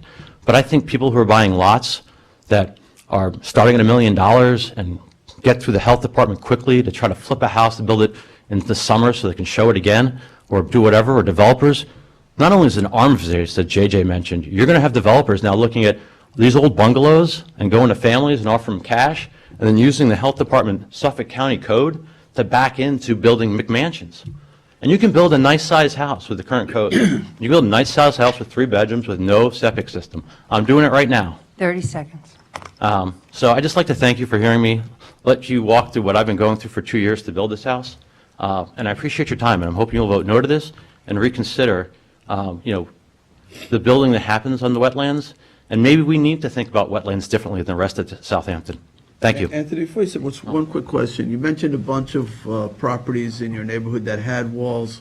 Yes. Only 9. If I'm reading you correctly, it sounds like those under 4 feet are not that objectionable. That, like, you could live with up to about 4 feet, and after that point, it becomes more problematic? Well, the engineer report will show you only need a 3-foot wall, but all these also have setbacks. I'm trying to find that sweet spot that might trigger, additional requirements and review. I mean, when we tried to build ours, we were told to build a 5-foot setback and make the wall as minimal as possible. We were able to get a 5-foot, follow all the setbacks. And our property, the setback is the water. We don't even have a neighbor. Right. But we were told to bring a setback Well, from the yeah, water. I mean, if you're 5 feet setback and you go up 5 feet, But I'm- at least you- put vegetation in front of it on your own property. You can build, sir, a 5-foot setback with a 3-foot wall and still do everything the health department wants you to do. I'm building with a setback with no wall and doing everything the health department wants me to. I have other neighbors building houses with setbacks and 3-foot walls, doing everything the health Sure, department some of wants me that to. will depend on the characteristics of the property. So Ours is one of the septic smallest- groundwater, ours is one of the size smallest stamps there. property. Well, it has a lot to do with the sub-watershed, so when, it's the proximity to groundwater. So not, even though you might all be in a single area, there may be different geologies there. And, you know, I'm the lucky person to buy the lowest point as the wave crest is. I am at the It's not small. always about the lowest point, unfortunately. You know, that's part of what they're supposed to do, is they're supposed to maintain that separation to groundwater. I agree with the supervisor. I think there's some But I don't know if it's- inconsistencies here that I don't fully understand why, so my next step is to call the health department to understand why there is a difference and why some are and some aren't, getting that kind of advice. Let's put it that way. And maybe I'm wrong, but according to the engineers and my architects, I bought literally the hardest place to build in Cold Spring Point. That's why it took me 2 years to be able to get back and forth with the health department, back and forth with the conservation board, and build something that was what I thought was respectful to the community. And, you know, I did take the time and did the right thing, so it can be done. Thank you. All right, Thank you, Anthony. All right, Kathleen Buckley is up next. I'm sorry, Anthony, your property? 110 Cold Spring Point. Okay, thank you. I see it. Thanks. Okay, sorry about that. Thank you, no problem. Thank you. My name is Kathleen Buckley, and I also reside at 110 Cold Spring Point Road, and I represent ourselves and our neighbors and the community, Cold Spring Point community, and also several neighbors who couldn't be here today due to weather and certain schools being closed, and some other older residents. Many letters have been sent and emails to please vote no to this, and I assume they're on record. I also have a couple additional letters that I will ask to be submitted to record. Further to all the prior and good arguments, I simply want to say that I find it imperative that the town continue its various roles in staying involved with proposals and approvals related to projects with retaining walls in connection with sanitary systems.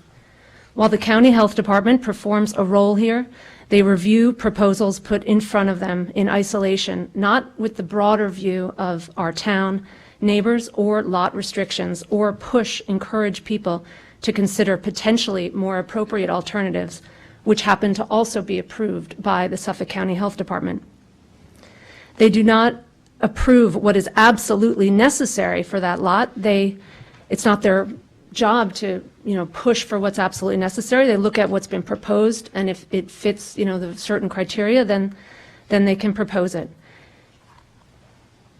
They do not perform the very important roles that the town of Southampton, the zoning board, the conservation board, the architectural review board, etc., play in holding residents and developers to important and considerate and neighborly standards.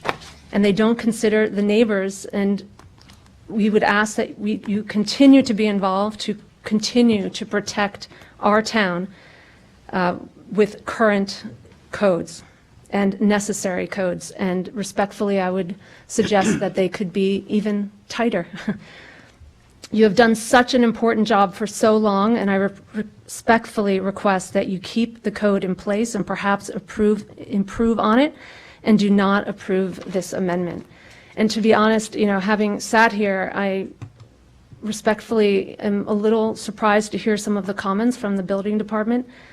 I don't really understand why we or the building department would be sympathetic to indulging, some of the residents who propose unnecessary systems with extremely high walls, and why, we should help them rush their plans through.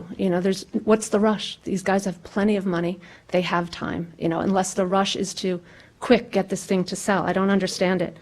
The minimum required, as I understand it, is actually 0-foot wall. So, these are things to consider. And if you're building too big a house for your lot, whose problem is that? Your neighbors, the town? No, it's your problem. Make a plan that works. Thank you very much. Thank you. Thank you. Thank you. Excuse me, Irene Petrillo? Irene Petrillo, 35 Scotts Landing Road. I live in Southampton Shores, one of those waterfront communities, and I have some questions. Hopefully you can clarify for me. First of all, I was under the impression that this meeting was just to allow the Suffolk County Health Department to limit the size of the wall as it applies to the IAOWTS? No, not those systems. Okay, then I read that wrong. Okay, but does Suffolk County now, the Health Department, have the ability to designate where the septic system goes on the property? Yes. And do they have the right to designate what kind of septic system? Yes. They can make a recommendation. So we have mandates right now for what we call the 0 to 2 travel time for new construction within IA systems. And Of that's those our IA code. systems, you have some choices. Yes. That would be given to you by your engineer you would hire to make sure that the system was appropriate for that particular place. There's a lot of different ways that system would be chosen. But at this point, if you are going to do new construction and you didn't get your permit before, January 1st, 2018, you must have one of the new systems? Yes. Yes. Okay. The new systems, is it mandatory that they are a self-contained walled system? Or is it? No. No. But It's mandated that they meet all the previous health requirements that were in place for standard septic rings, including groundwater separation. It could be if you pick one system over another, one system, in order for it to work properly, may need a certain height wall to accommodate the right groundwater separation over another one that perhaps doesn't need it. That might explain why there's some that have it and some that don't. I don't know. Which is also applied to standard ring septic systems. So, it's not an uncommon way to try to solve a problem, especially where there may be some constraints, to put the system and then put in a retaining wall that gives that separation. Okay, but the older systems and the new systems still have to abide by the groundwater levels. They still must be a certain number of feet above. And if you're on the water, you're going to have a septic system that is above ground, like totally above ground, as is.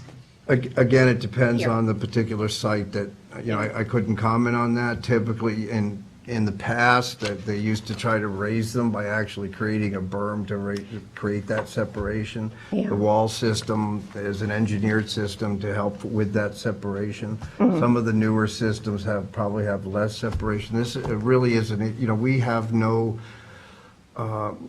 we don't make those determinations. The authorizing agency is the Suffolk County Department of Health Services, and they will make recommendations back to the builder or the installer on how that system should be installed and where.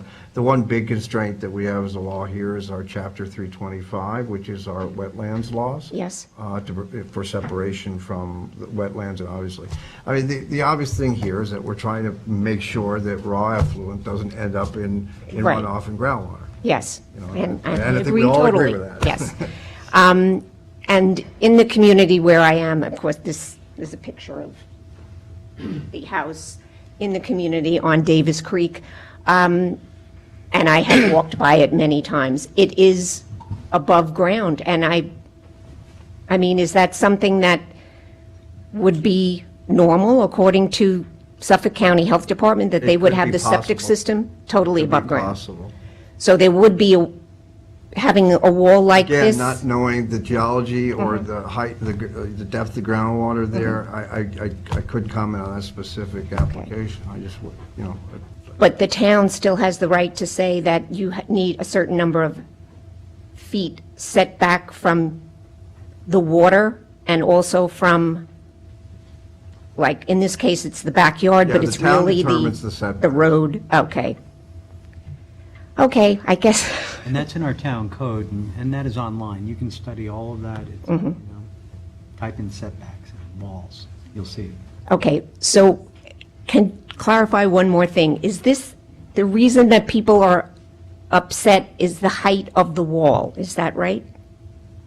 Well, Yeah. I'm And personally that- trying to, that's what I'm trying to go through now, to Okay. understand. But in some cases, it's necessary to have that height. I would believe so. I don't think they would make that recommendation otherwise, unless there was a recommendation and somebody expanded on that recommendation. I just don't know. And yes, absolutely, in some cases, they are required to be higher, and those are FEMA, Federal Emergency Management Agency requirements in response to Superstorm Sandy and other storms that we've received here. When people are rebuilding their homes, Mhm. they are required to lift them up. So The homes, so that there, and also the septic systems. Well, if you're in a floodplain. Yes. That way, then absolutely, council is absolutely correct. Okay. And then, again, I don't know where that is, so I couldn't answer the question. And part of what we're here for today, just specifically, the whole thing is that we are contemplating a code amendment which would say that anything the Suffolk County Health Department has approved would be exempt from our regulations, and obviously there's a concern Yes. at the jurisdictions and then what effect that has. Yes, I would hope that you'd keep a good eye on that. Thank you. Thank you. Thank you. All right. Pamela Spellman? Hi, Pam Spellman. I wrote a letter to you, Jay, or an email, and hopefully that got distributed. And I would request that you do not give up your overall jurisdiction on septic walls, systems, not systems, but walls, height of walls, setbacks of walls, and I really think there should be a setback for a retaining wall. I don't think you should build right on the property. I think it should go before zoning. Typically, all these waterfront homes, properties get demolition permits, new plans, conservation setbacks, DEC setbacks. They get relief for pyramid. They go above and beyond the FEMA requirement. They're higher than FEMA requirement for flood insurance. They get all the pyramid relief necessary. They get all the side yard relief necessary, which kind of makes, why don't we have a code that says you're going to get every pyramid relief you need, so why even go before zoning, realistically? I haven't seen one that hasn't gotten everything they've requested. that has happened. And you're making some accusations that, may not be true. You're saying all, very often the zoning board will require. Okay, in people- my community, Southampton Shores, And, anyone who requests it has gotten it. right, and those are FEMA requirements as well, and I know that our zoning board certainly looks at that and is Okay. mindful of the neighborhood. I'd also like to point out, in the case of the Southampton Shores house that's in question with Mr. Walsh, you've got a septic box, you've got a house that has a basement, so it's all cement, you've got setbacks from the pond, you have now water, and there's not much of the property left to handle runoff. So the last big rainstorms, it's either going on the neighbor to the left, this is from the roadside, which would be over this way, or it's coming into the street. And the street is flooding like it's never flooded before. So there's no place for this new water to go because at least 70% of the property is concrete. So something to think about with these walls as well. Absolutely, Pam. I also want to add something that I wanted to say earlier. We're dealing with pre-existing properties, and people do have property rights to construct their homes. And I agree with a lot of what you were saying. And I just hope that the community bears that in mind, that a lot of these lots were drawn in 1951 when, some of the considerations that we're hearing today were just not even on the map. No, I understand. Okay. I think every applicant, every property owner has the right to build, but within the code. And if you're going for variances, you're not building within the code. And if it's FEMA, then you should have new FEMA code, so everybody's aware that you're going to get all the side yard or as much as you can. And if it requires a septic box, which, you know, people are saying it doesn't require a septic box, there's always some other way or system, so you don't need a wall, you know, keep your control of walls. Thank you. All right, thank you. Rick Stott?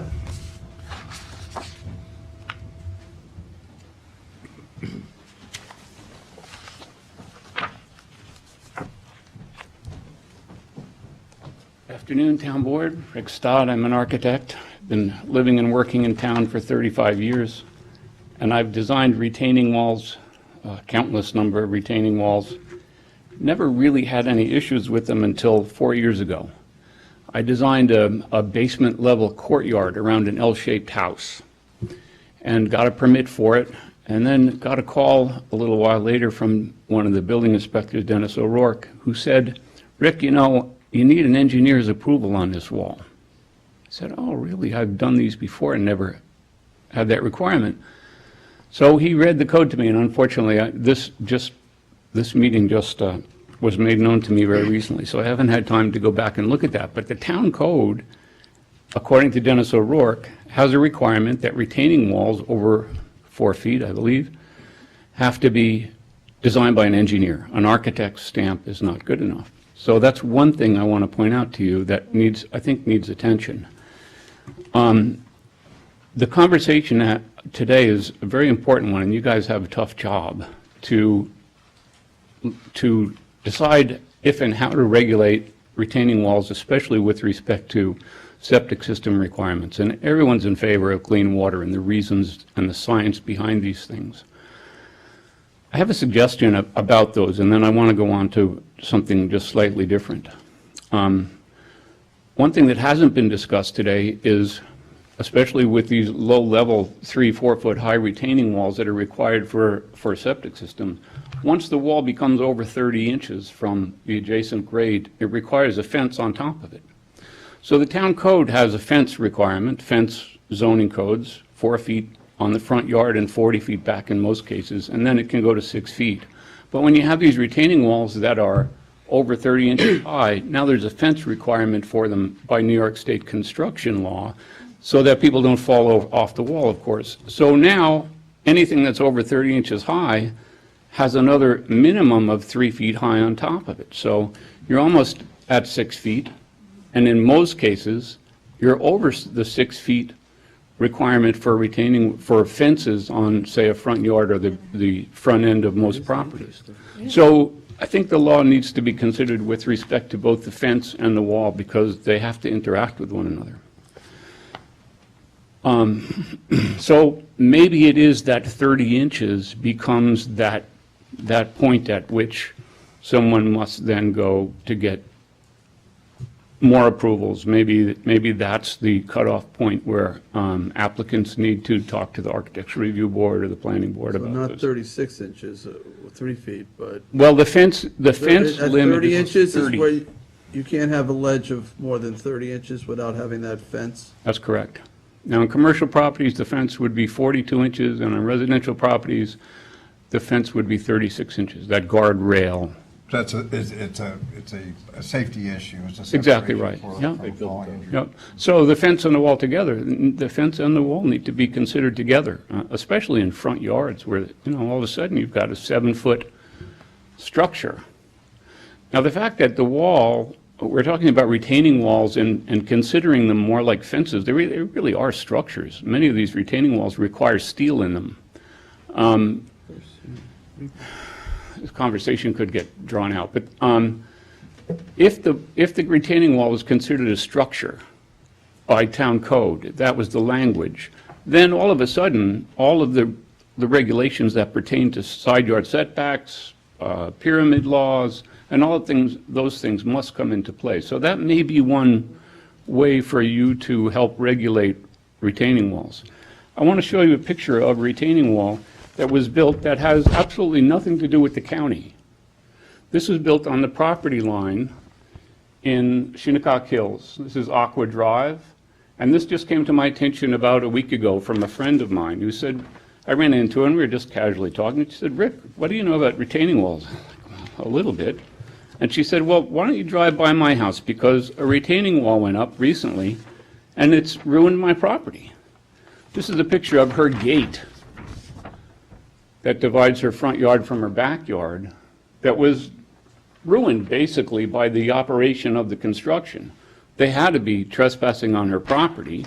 This is now a 7 or 8 foot high retaining wall right butt up against her property line with another fence on top of that. She's got 10, 11 feet of vertical partition right on her property line. And what's on the other side? Fill. Is it all fill up to like 3 feet? To the top. Really? Hence the fence posts ready to be fenced. And I'll leave this with you guys. So there's a 10 or 11 foot barricade that was once a gradually sloping wooded parcel on her property. She's been damaged deeply by this. I'll leave this with you guys.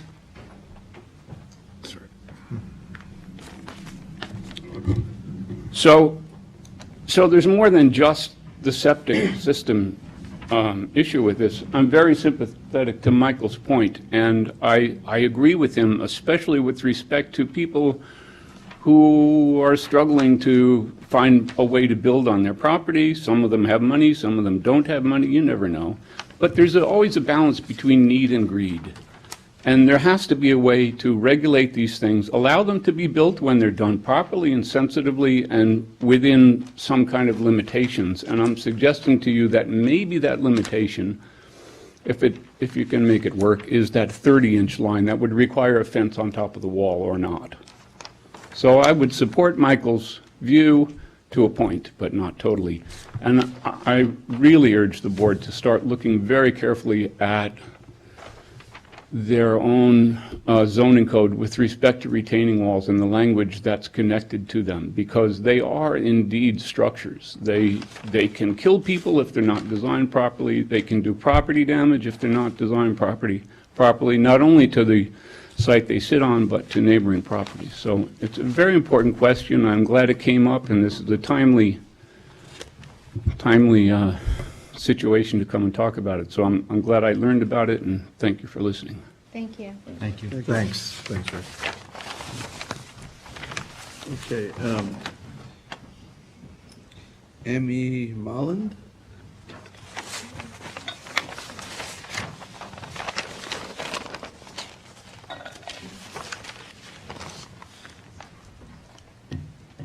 Hi. My name's Mary Ellen Molland. I live at 87 Cold Spring Point Road in Southampton, and this is my permanent address. My husband and I reside there year-round. We're one of the few families that do reside there through the winter. My mother and father, my father was a World War II veteran, had the great good fortune to buy and build our home on Cold Spring Point back in the early 1950s.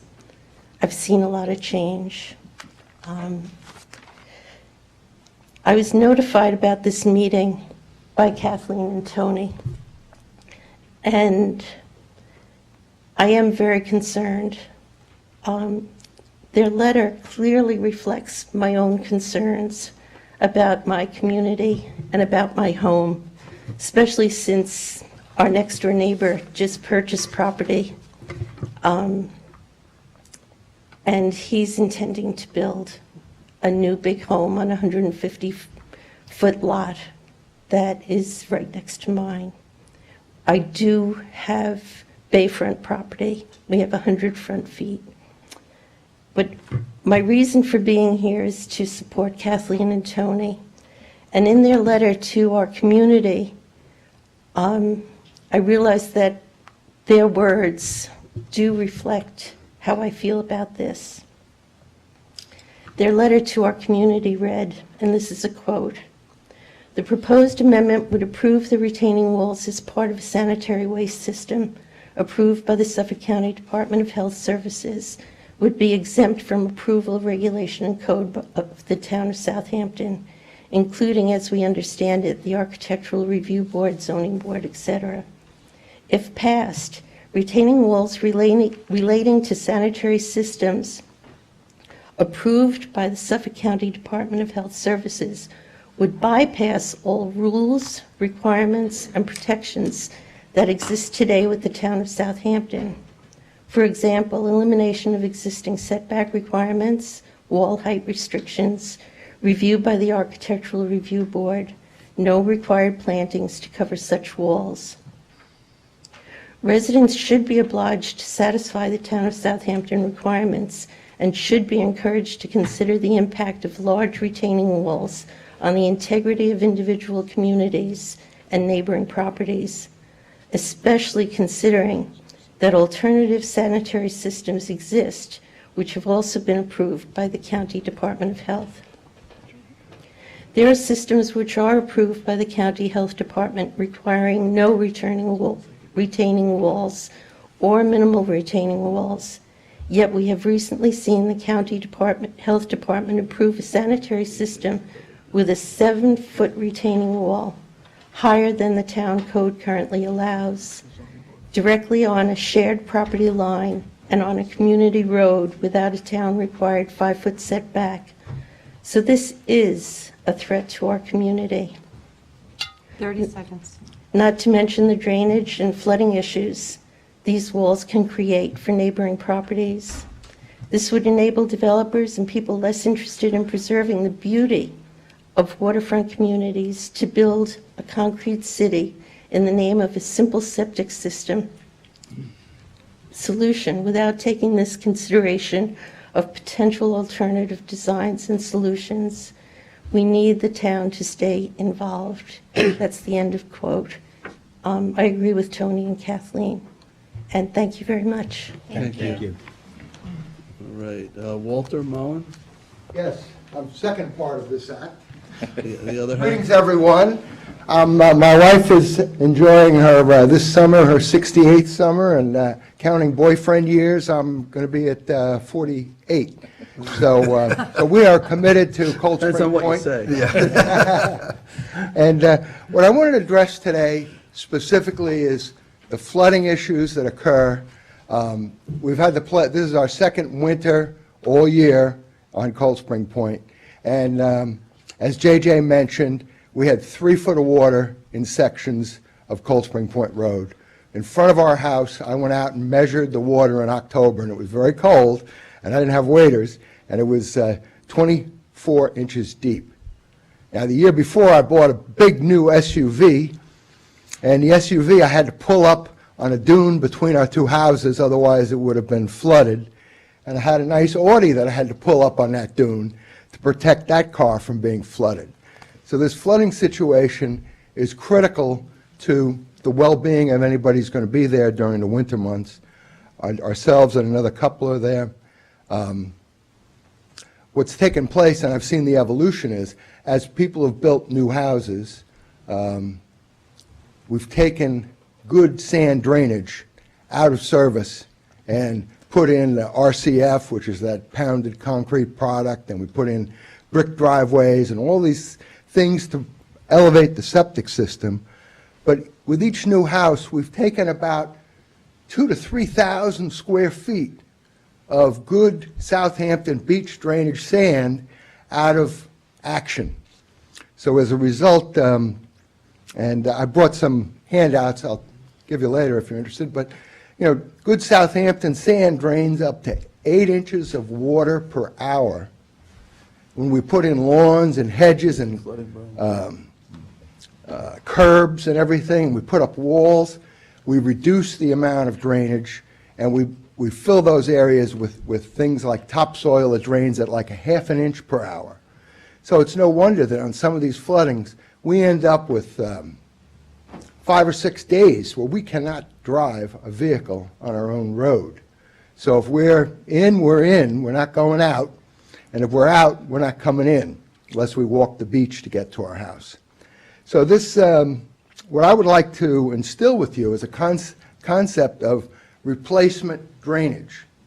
If you're taking a house that has good, I should point out where I look at the community in two ways. We have, when I look at flooding, I look at the Highlanders. Those are the people who have more modern homes with the septic systems of higher, so they create the walls that surround the road. And the lowlanders like ourselves and a few remaining neighbors who have original septic systems. So what transpires during this flooding is that all the water from the Highlanders goes to the lowlanders. So our property gets inundated with that flood water, and we become like the sump for the entire neighborhood. And a tragic consequence of that is the fact that we get the fertilizer, we get the pesticides, we get all these things that we don't want and we don't use. So I'm passionate about that, of course. So I'm looking to a local solution. Suffolk County is not going to listen to Walter. I'm looking for a solution that's going to say, you're going to build, you're going to replace 2,000 square foot of drainage. You can't build a house and then force your neighbors out of the community and not allow them to use the road. It could be, in fact, the people who approve these things haven't looked at us seriously because we have a private road. But I think your responsibility to the citizens is equal, whether it's a private road or a public road. You know, we have to count. We have to take care of the nature. We've got to take care of the fish and the birds and everything. But, hey, we count in this equation, too. So this is one reason why I don't want this going to Suffolk County. I want to keep it here. The other thing I would like to ask is that we could get some waiver. We're capable, I think. We're incapable of putting in drainage. We put in a drain for $10,000. I go over and walk over and I look at it every day of the week and it's filled with water. Now, the water table is too high. I would like approval, if it's 30 entirely seconds. possible, to be able to pump our flood water out. We have 2 or 3 floods a year. We could bring in or hire a company to pump our road out. But for us to go 5 days where we can't get in and out of our neighborhood, I think that's unreasonable to expect, because in protecting the environment, well, we need protection too. So I thank you for your consideration. You know how I feel. Thank you. Thank you. All right. Thank you. Thank you, Walter. All right, that's the last card I have. Is there anyone else who wishes to be heard? Mr. McAllister?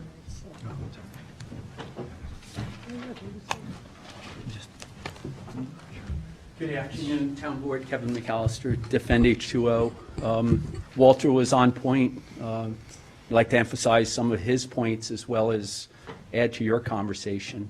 A point of clarity with respect to the county's, the Health Department code with separation from the bottom of the leaching pool to the high groundwater table. The county got a waiver from the state some years ago to relax that to 2 feet. And I believe we're conflating these IA systems with the standard leaching pool separation. It's not an issue with the IA systems. In fact, the actual treatment units can be placed in groundwater. So it is about the dry soil zone that wastewater moves through for bacterial treatment as well. It depends on the system, as you know, Kevin. So Yes. It's, you know, it's not a blanket statement, but. Okay, we're getting conflated about, you know, these walls with respect to IA Yeah, systems. that I agree with. That's not the issue. I try to take a long view, both spatially and in time, with respect to coastal management principles. And, you know, you've heard me speak of this before. I'll emphasize it again. Over the past 40 years, we've seen roughly a 4-inch rise in sea level. Over the next 40 years, the projections that are been codified in state regulations call for project for 11 to 30 inches. When we get into watershed health and these creeks and streams, you know, I'm visualizing basically these retaining walls on the front side, I guess the waterfront side.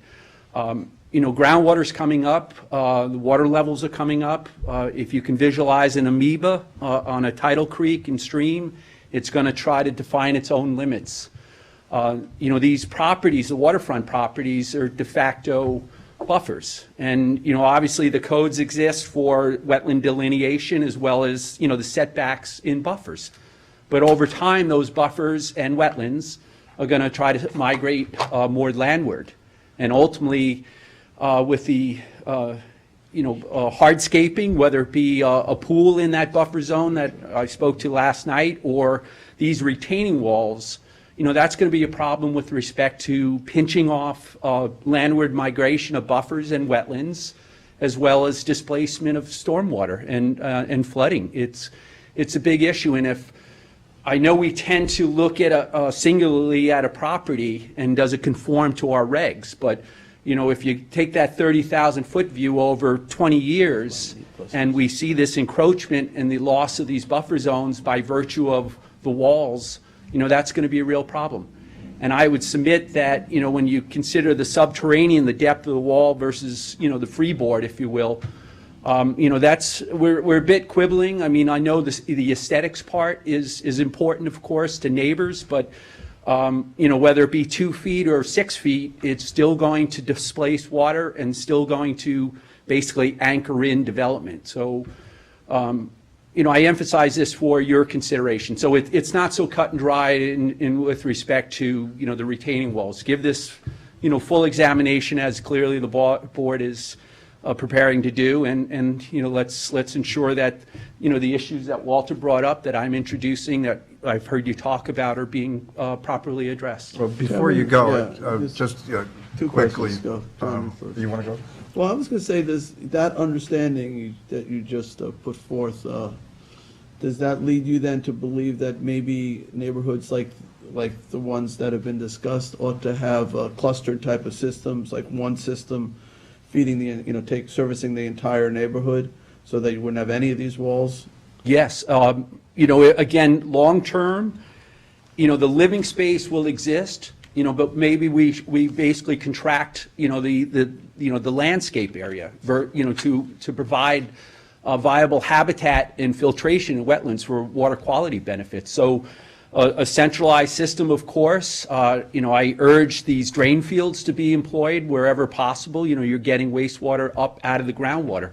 But these are, I guess, strategies that need to be explored. Not always easy to find the location For the system. for the system that everybody could connect to. Sometimes you have to pump up, and you might need a leaching field somewhere as part of that. But I'm not familiar enough with this area to know whether a possible site could exist potentially, or does exist. Well, I know through CPF's role, to be strategizing about neighborhoods, and, ultimately, I've said this many times, you have a GIS program that's second to none in defining ultimately where, these vulnerable areas will lie in 5, 10, 15 years, and to be strategizing about, well, here's a potential property that may lend itself to a neighborhood system versus, again, moving in this direction where we're hardscaping buffer zones.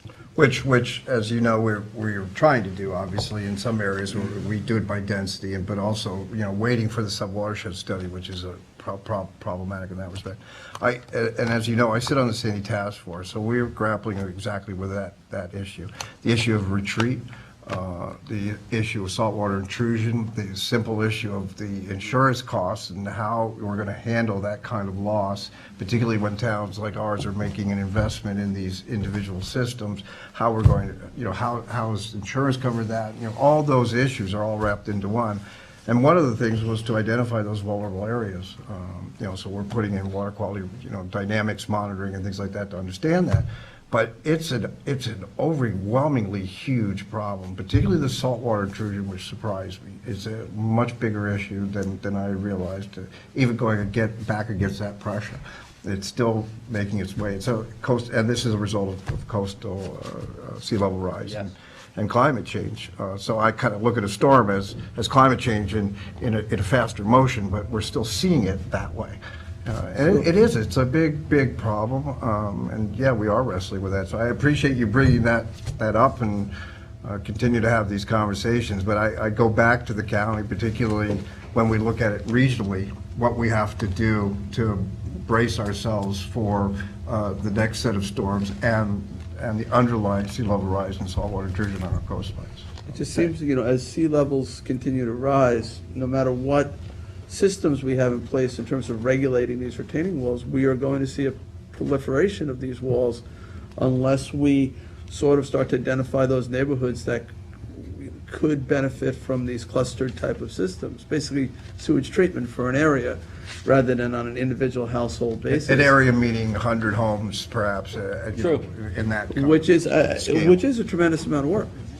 Well, But- not only that, we've also encouraged people to upgrade their septics, and then to do the IA system, so they've put a lot of money into these, and now, I mean, with new construction areas, like a new development, but for those that have been there, where you have spots where people have already put in system and expended a lot of money to do so, it's gonna be hard then to try and get a cluster system there. Well, the biggest To have Right, them. that's why I'm saying we should, space to New put the development, cluster maybe. system in. try to figure this out before we see all these, retaining walls built. If you're right, if your projections on sea level rise are. Not mine, they're right, state of New York, that's sound Understood, science. but conveyed by you, so. Yes. All right, thank you, Kevin. Thank you. Thanks, Kevin.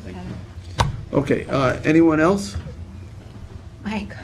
Michael, Couple quick points. One, just for clarification, the building department's not sympathetic to folks that go higher with the walls. We would rather see a wall that meets the minimum height requirement. We are sympathetic to having people go back and forth through departments. So I think what we should do is keep this hearing open, set up a meeting with the Suffolk County Health Department, and try to figure out where are we going here? They regulate them. We're stuck with trying to enforce them. We need to get together and come up with a plan. Michael, before you sit down, It's written right in my notes. I'm gonna try to be a little careful here. So, because there is this Article 78 out there, but it's been your interpretation of the current code that these retaining walls, regardless of the height, if they're in conjunction with, if they're part of the septic system itself, it's a necessary piece, that they don't have to meet any of the dimensional regulations. It's been to continue, it's been my interpretation, but, well, not my interpretation. It was the interpretation in place when I got here 17 years ago. Okay, so, but it's been the town's administrative Long-standing policy interpretation. of not just you as chief building inspector, but other chief building inspectors. So this is being brought forth as a clarification or a codification of that understanding? Yes. Okay, and now this hasn't been brought to the zoning board for any kind of interpretation as to whether these walls constitute structures or not, or how the code, it's been chief building inspector. Katie? Speak to that. As part of the litigation, there are two applications before the zoning board of appeals to interpret whether or not the retaining walls need building permits. They're not necessarily challenging an interpretation. They're basically saying these plans were approved, building permits were approved, and they didn't address the retaining walls. So when I see one of these pictures that I saw that had nothing to do with the septic system, it had to do with leveling off a grade on a steep slope on Correct. a property above it. Those are reviewed by the building department. Okay. Or they should be reviewed. Katie, just go back, so I just want to understand. So they haven't moved for an interpretation. They haven't challenged the building inspector, but they filed an Article 78? Both. They Say it again. filed the Article 78 proceeding. They hadn't exhausted their administrative remedy, so simultaneously, it's before the zoning board of appeals, appealing the issuance of the building permit, saying it was unsatisfactory, incomplete. Okay, got it. All right, thank you, Michael. Yes, I agree with Mike. I think we should continue the public hearing. I think if you guys want to set up a meeting with Suffolk County Department of Health Services, we can do that as well, but I do think we should continue this. I certainly don't want to abandon it, whether or not we revise it or review it. I think we should keep the public hearing continuing. I don't know whether we want to do it for the next meeting or you want to put it over till March. That's up to you. All right, was there anyone else from the public who wanted to be heard? Can I just ask a question? Does what we do here impact any way what's going on in the law department? With the litigation, Yeah. it is what it is. I'm just asking if timing's an issue. No, it's not, no. I mean, we've been working with Mike Walsh and, we've been putting off adjournments. I think, what we do here impacts all of the applications that are coming in right now. Applications for septic and systems or? Well, building permits that have that as part of it. Okay, And that's 'cause kind of why I don't want Having seen to. the Article 78, I'm not Article 78. comfortable with what I should not be talking about. No, I just said to Mike, I don't want him to talk about, the specifics of these applications, but I was well aware that the litigation is going on while we're having this public hearing. Just as a further question for clarification, if in the event the Article 78 is adjudicated such that the requirement of the building permit would encompass the retaining wall, does that then lead you to believe that we'd be looking at retaining walls as structures? Does that kind of handle that question that was raised? I'm not worried about it either way. I mean, I Or don't. would it satisfactory, would we have, because we've been asked to look at whether or not they should be considered structures or No, not whether they should be considered structures, whether or not you're going to regulate them in terms of, both. But Yes, That but may they- be part of Saying if those it- conversations. If it requires a building permit, would it be deemed a structure? I don't think we're going to get there with the litigation. I mean, I don't know how to answer that. Jim, I'm getting uncomfortable. It has going to. on this issue. Counselor, I appreciate that you come here and you bring this to the board's attention. I know it's my position and the position of the board that we should be making the code for the town rather than having the zoning board of appeals be challenged and give opinions, which de facto creates code for the town. Well, as you're saying that, to better answer Christine's question, the zoning board will likely render that determination before the court does. Thank you, that's all I want. The litigation was premature, so it was hard for me to When answer is that. that, when do we anticipate the zoning board making a decision on this? Oh, we've only had one public hearing on one of them. There's two pieces of litigation. Both of them have pending ZBA applications. Only one has been heard. That's what I'm saying. They're all kind of going on at the same Different time, states. and I just kind of felt like, I think I turned this off. And those decisions can be challenged. I just Great. kind of felt like we should address this for all of the new building permit applications that are coming in. And those decisions can be challenged in court as well. Arguably, yes. Okay, thank you. All right, so I think we should adjourn. I think we should adjourn at least until March 12th.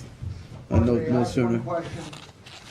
You have to come Mr. to the Mahoney, you have to come up here. Hold on. You have to come up here. Okay, that's right. I'm sorry. I don't typically do this, so the board needs to make a decision at this point. I understand. I just wanted to ask the question, does the board have the authority to give us relief to pump our road out?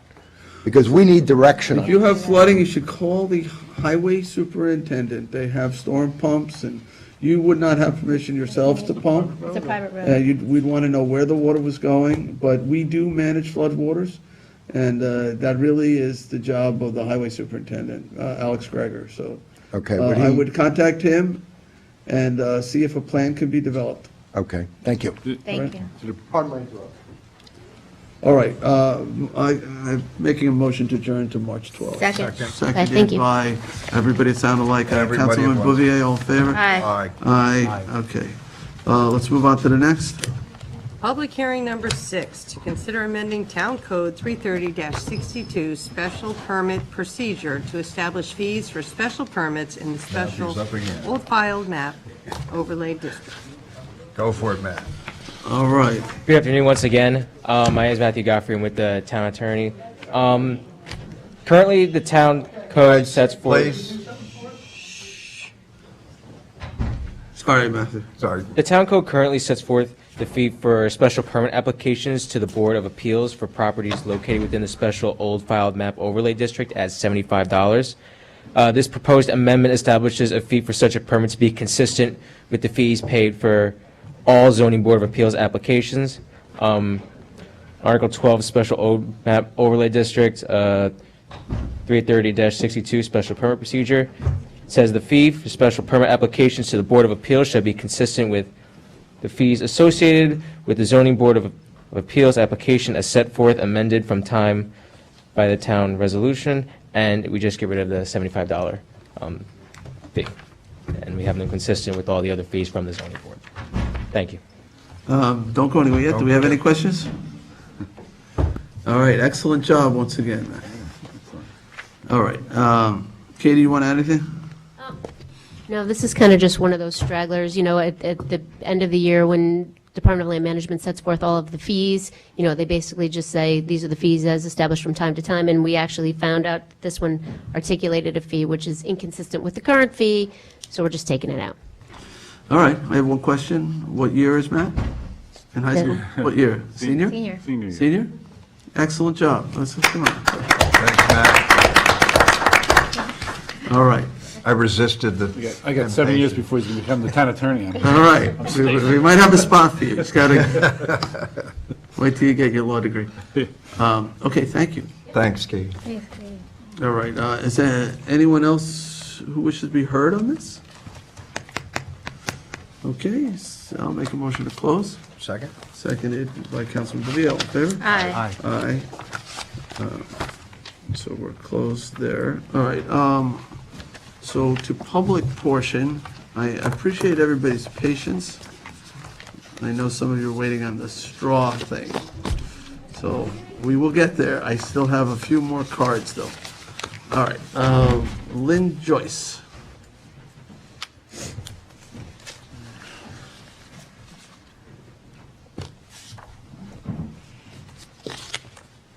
Good afternoon.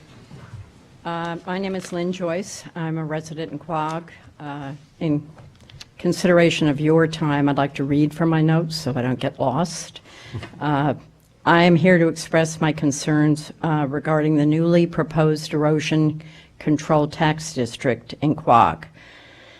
I am actually third of 5 generations living on the ocean in Quogue, and I am also one of the founding members of the Concerned Citizens of Quogue. I'll begin with a brief history. In 2008, a group of homeowners called Save the Dunes and Beaches paid for a permit to dredge and pump sand on 2.7 miles of the Quogue Beach. This was to be paid for by all the Quogue residents. The reason for this permit was the FIMP study did not designate Quogue's beach as an erosion hotspot. This permit prompted many residents to form a group called the Concerned Citizens of Quogue. The Concerned Citizens of Quogue spent 8 years researching, educating, and working with coastal environmentalist Rob Young on the effects of this permit on our beach in Quogue. The mayor ultimately agreed to form a beach advisory committee. In 2017, the Beach Advisory Committee, after extensive study and consultation with coastal specialists, voted against the permit for dredging and pumping sand in Quogue. 1 year later, in 2018, Save the Dunes and Beaches is now proposing to amend the permit with a new erosion control tax district. This includes just 46 Dune Road homeowners paying millions of dollars for 1.2 miles of the beach to be nourished when the majority of the beach is strong and healthy. Our concerns are the exorbitant increase in homeowners' taxes that will be tripled, along with extra maintenance fees every 2 years. That once in this tax district, you do not get out. That a significant number of homeowners do not support this financial burden and uncapped liability. Once started, there is no end in sight with dredging. We feel that Quogue should wait for the FIMP project in 2020 that will dredge and re-nourish every 2 years in Hampton Bays and East Quogue to reap the benefits of the natural flow of westerly sand in Quogue. Thank you very much for your time. Thank you. Thank you. Okay. Next is Ed Cordalis? Corbelis? Corbelis? It's a B, okay.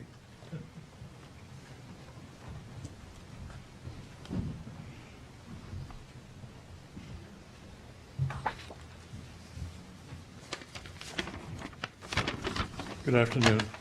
I'm also a resident on Dune Road with the previous speaker, living in Sin for 18 years. Oh, is there more to that story? Not for here. That says it all. Keep our G rating here. You'll find it in the Inquirer. Well, That's opening a whole nother. I want to discuss the actual formation of the tax control erosion district. The goal should be to preserve and protect the Quogue Beach, an invaluable asset to all its residents. But forming a tax erosion district is not the answer. The village has been diligent by encouraging sand fencing and scraping the beach when appropriate. Approximately a half-mile section of the beach has been compromised, while the remaining beach is healthy and accreting. The existence of a half-mile endangered area of the beach is not a coincidence, but the result of man-made errors, misfortune, and misjudgment.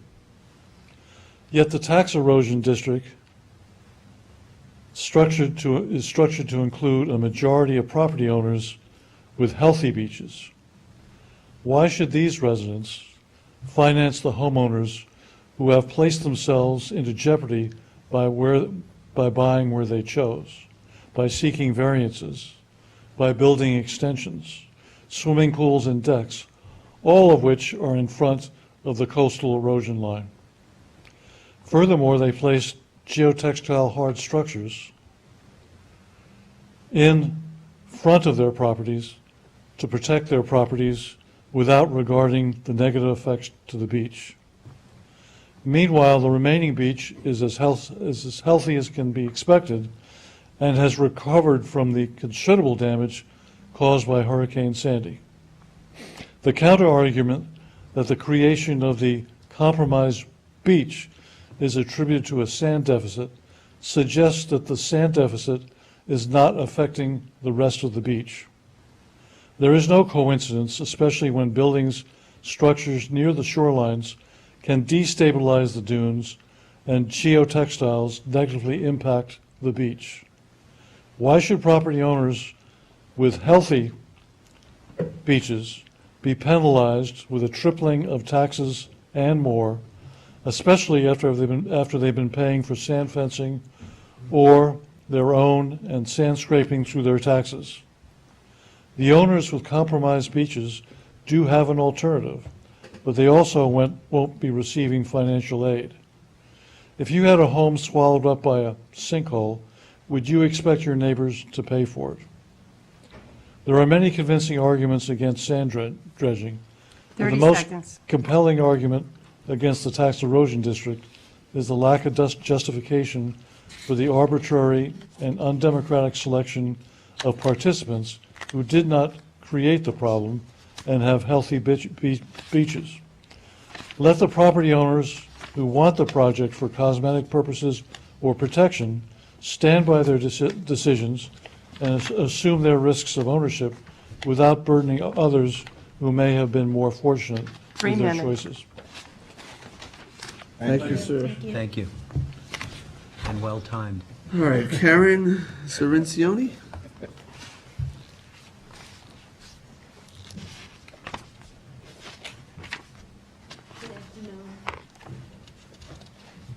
I'm Karen Cirincione, and my house is at 206 Dune Road in Quogue, one of the 46 houses that are included in the Erosion Control Special Taxing District.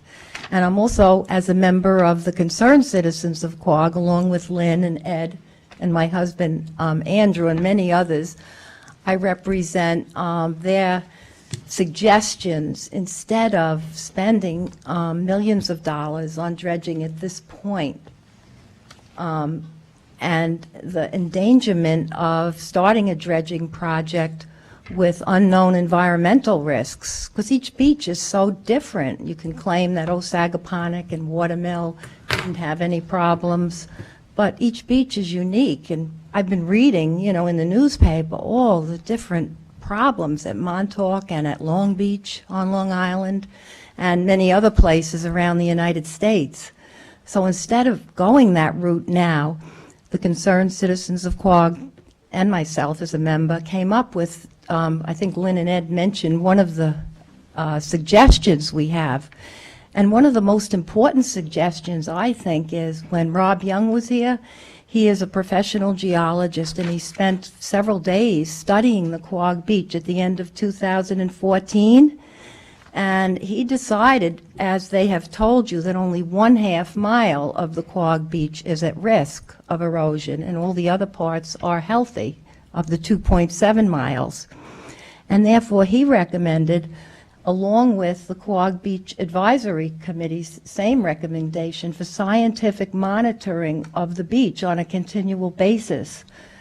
His exact quote is, I'll read it to you from his evaluation report, "Perhaps a unifying place to begin would be to institute a village-funded shoreline monitoring program to establish high-quality data that can be used to base all further discussion, plans, and proposals.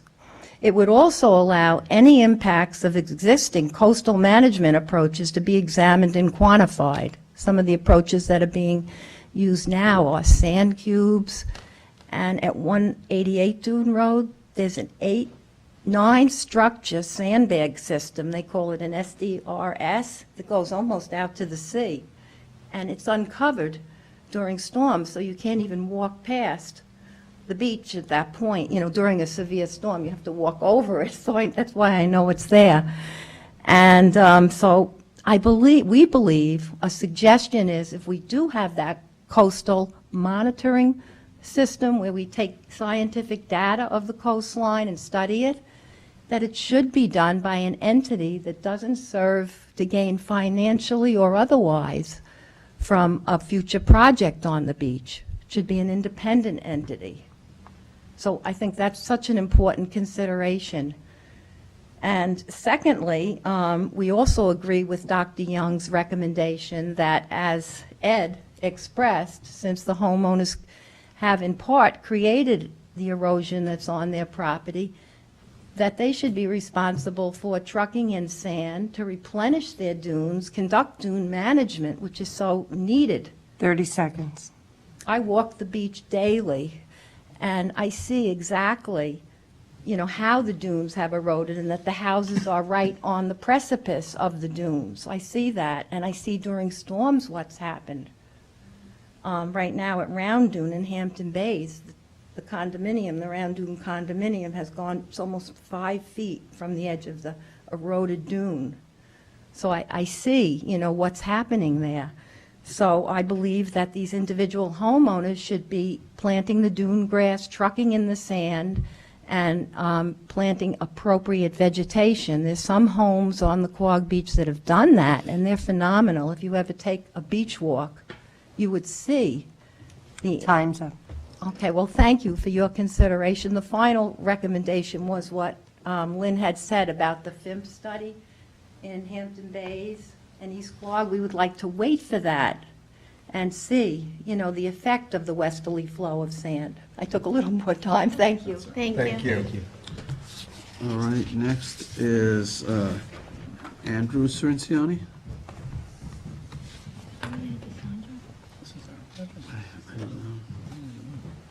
That's how I know how to say the name. I think they are. No. Good afternoon, Gentlemen, Board. My name is Andrew Cirinciani. I also want to talk about the tax erosion district. I'm against it.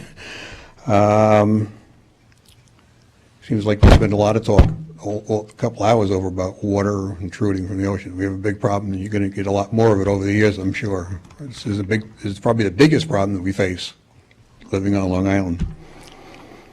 Beach nourishment is becoming more and more, I'm reading it because we have a lack of time, 3 minutes.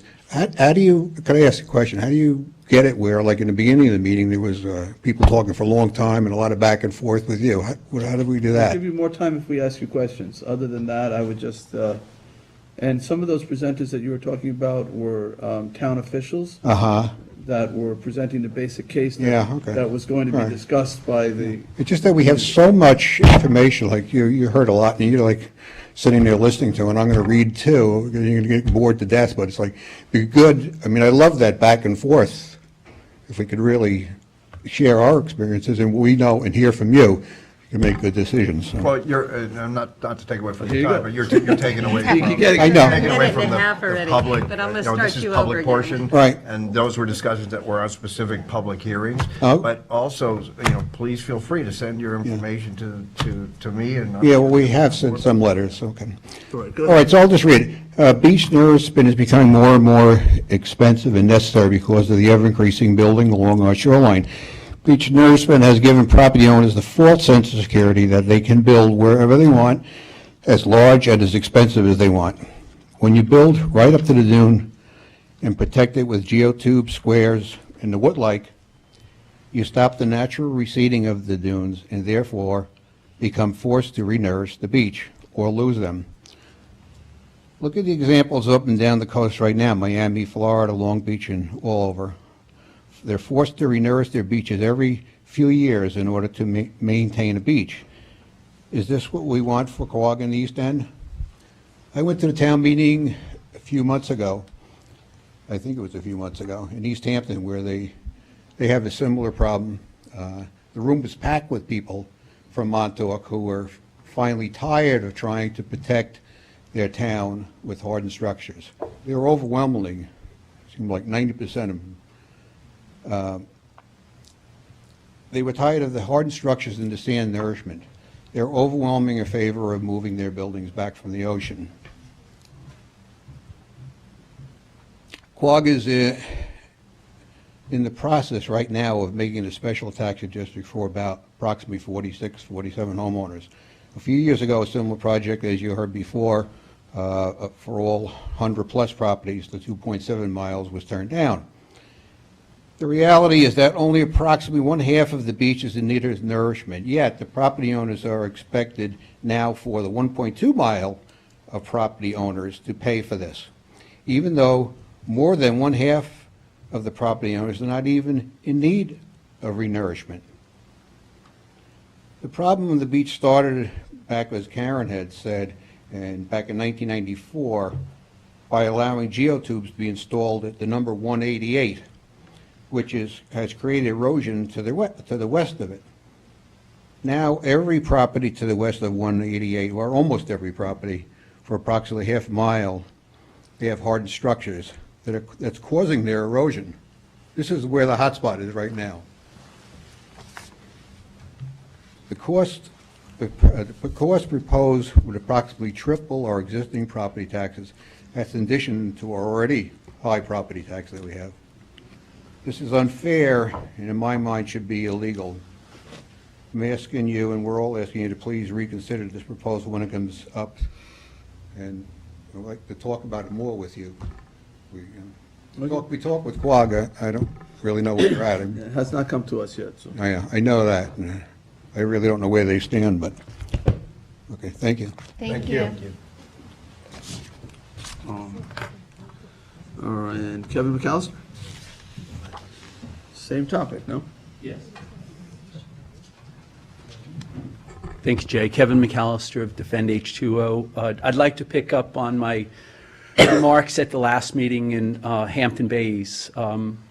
With respect to, I guess, coastal zone management, we start at the federal level. It's, of course, delegated down to New York State. They administer it through Coastal Erosion Hazard Act and other means. I will tell you with some certainty, the state is under some real review for, we'll call it, mismanagement of CEHA. On a local level, I've seen a real ad hoc approach to coastal management, everything from the geotextiles to stone to trucked-in sand to sand replenishment. Now, as we really grapple with the changes of our shoreline, ultimately paying for some of these remedies is going to be challenging, and it is. And what I've seen in the last probably 10 years or so is the genesis of erosion control districts. In the case, and I guess the first for the town was Sagaponack, and if I'm not mistaken, I believe that was roughly 27 million over a couple of miles of beach. I'll be the first to say that it was quality sand, it's successful, but you had a fully willing partnership with respect to the homeowners, ultimately to pay for that.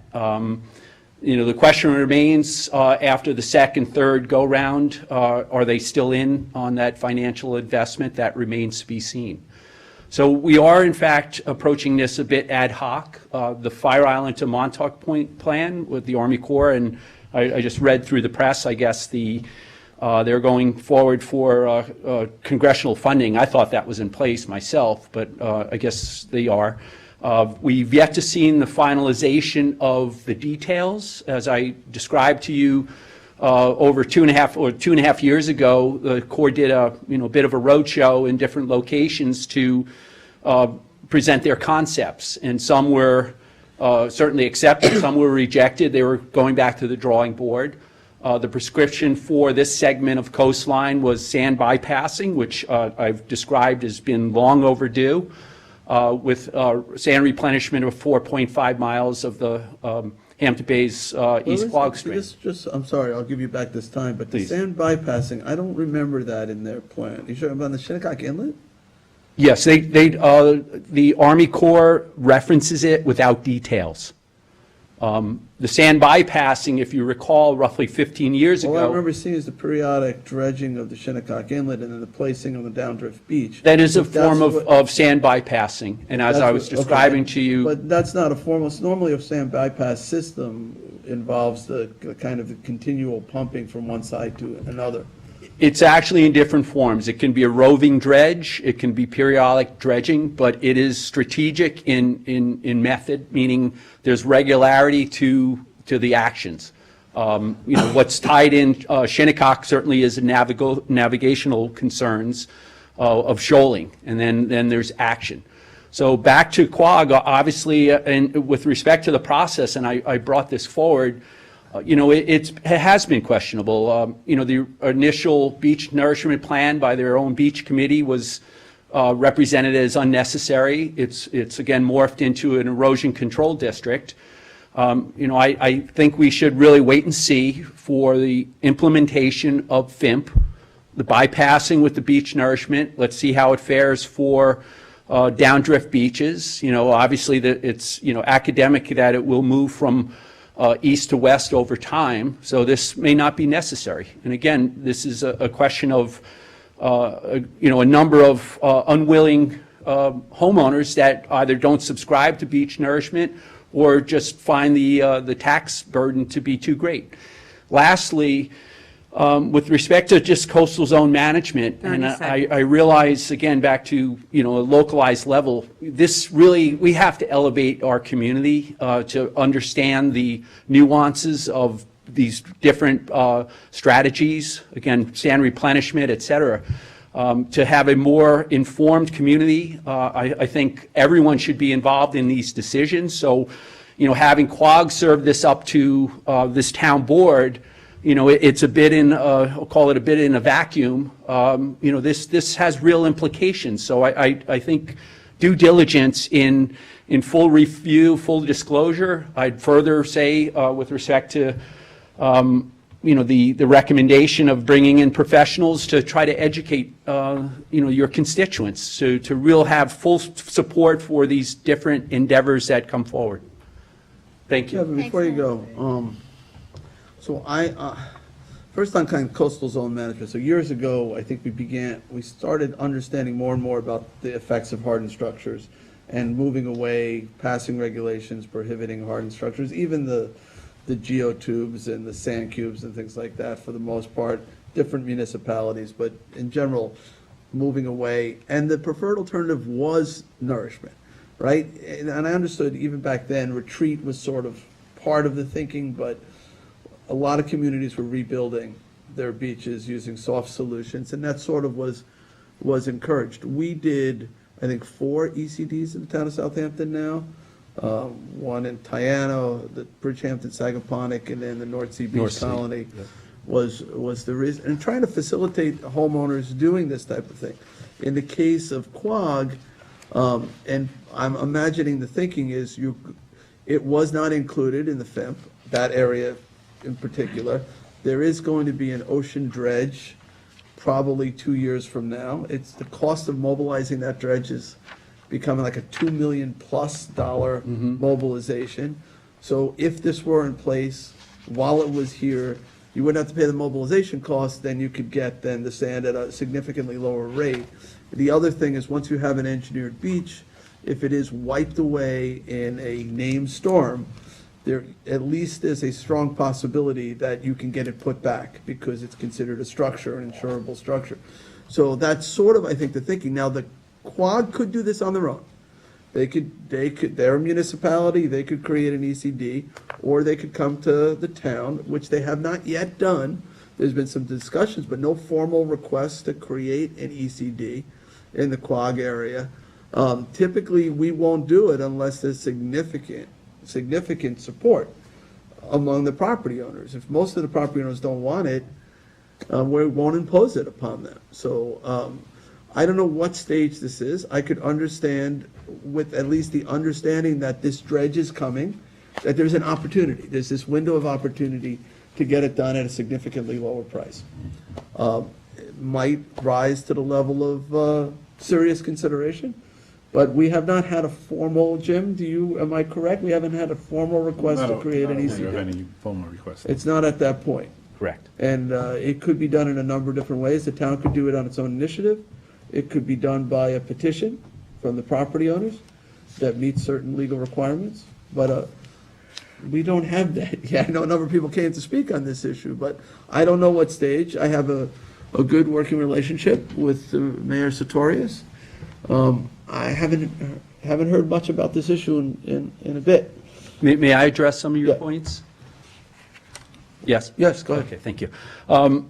With respect to, I guess, buy-in, my understanding, and again, with the polling, was done off-season. I don't think it was inclusive of information and asking the right questions. So, ultimately, the support for this project is in question. I think roughly 25% of the district is not in support. I want to dispense with this notion that if you build it and it disappears, somebody will come in, the feds, and replenish it. One of the points that was made at their informational meetings, they indicated after FIMP, the 30-year plan, ultimately they are out of the business of sand replenishment. The demands for sand replenishment, beach nourishment up and down the East Coast is enormous. We're all grappling with the same issues. There's only a handful of dredges that can even perform this type of work. They're going to be backing up over time, and to think that the feds are going to continue to pay for this, that's false thinking.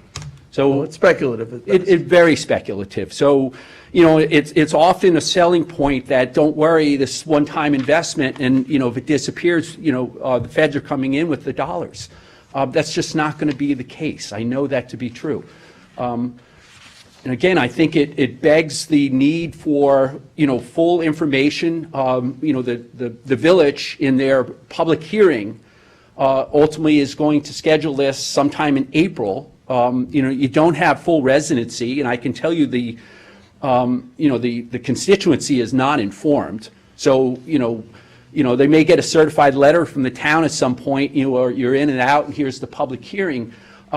They're just not as sophisticated, and I don't mean that. So there is going to be a public hearing to petition the town for the creation of an ECD? This is the village, correct. Yes, my understanding from the mayor, it's the last meeting to hear from the community whether they support this or not.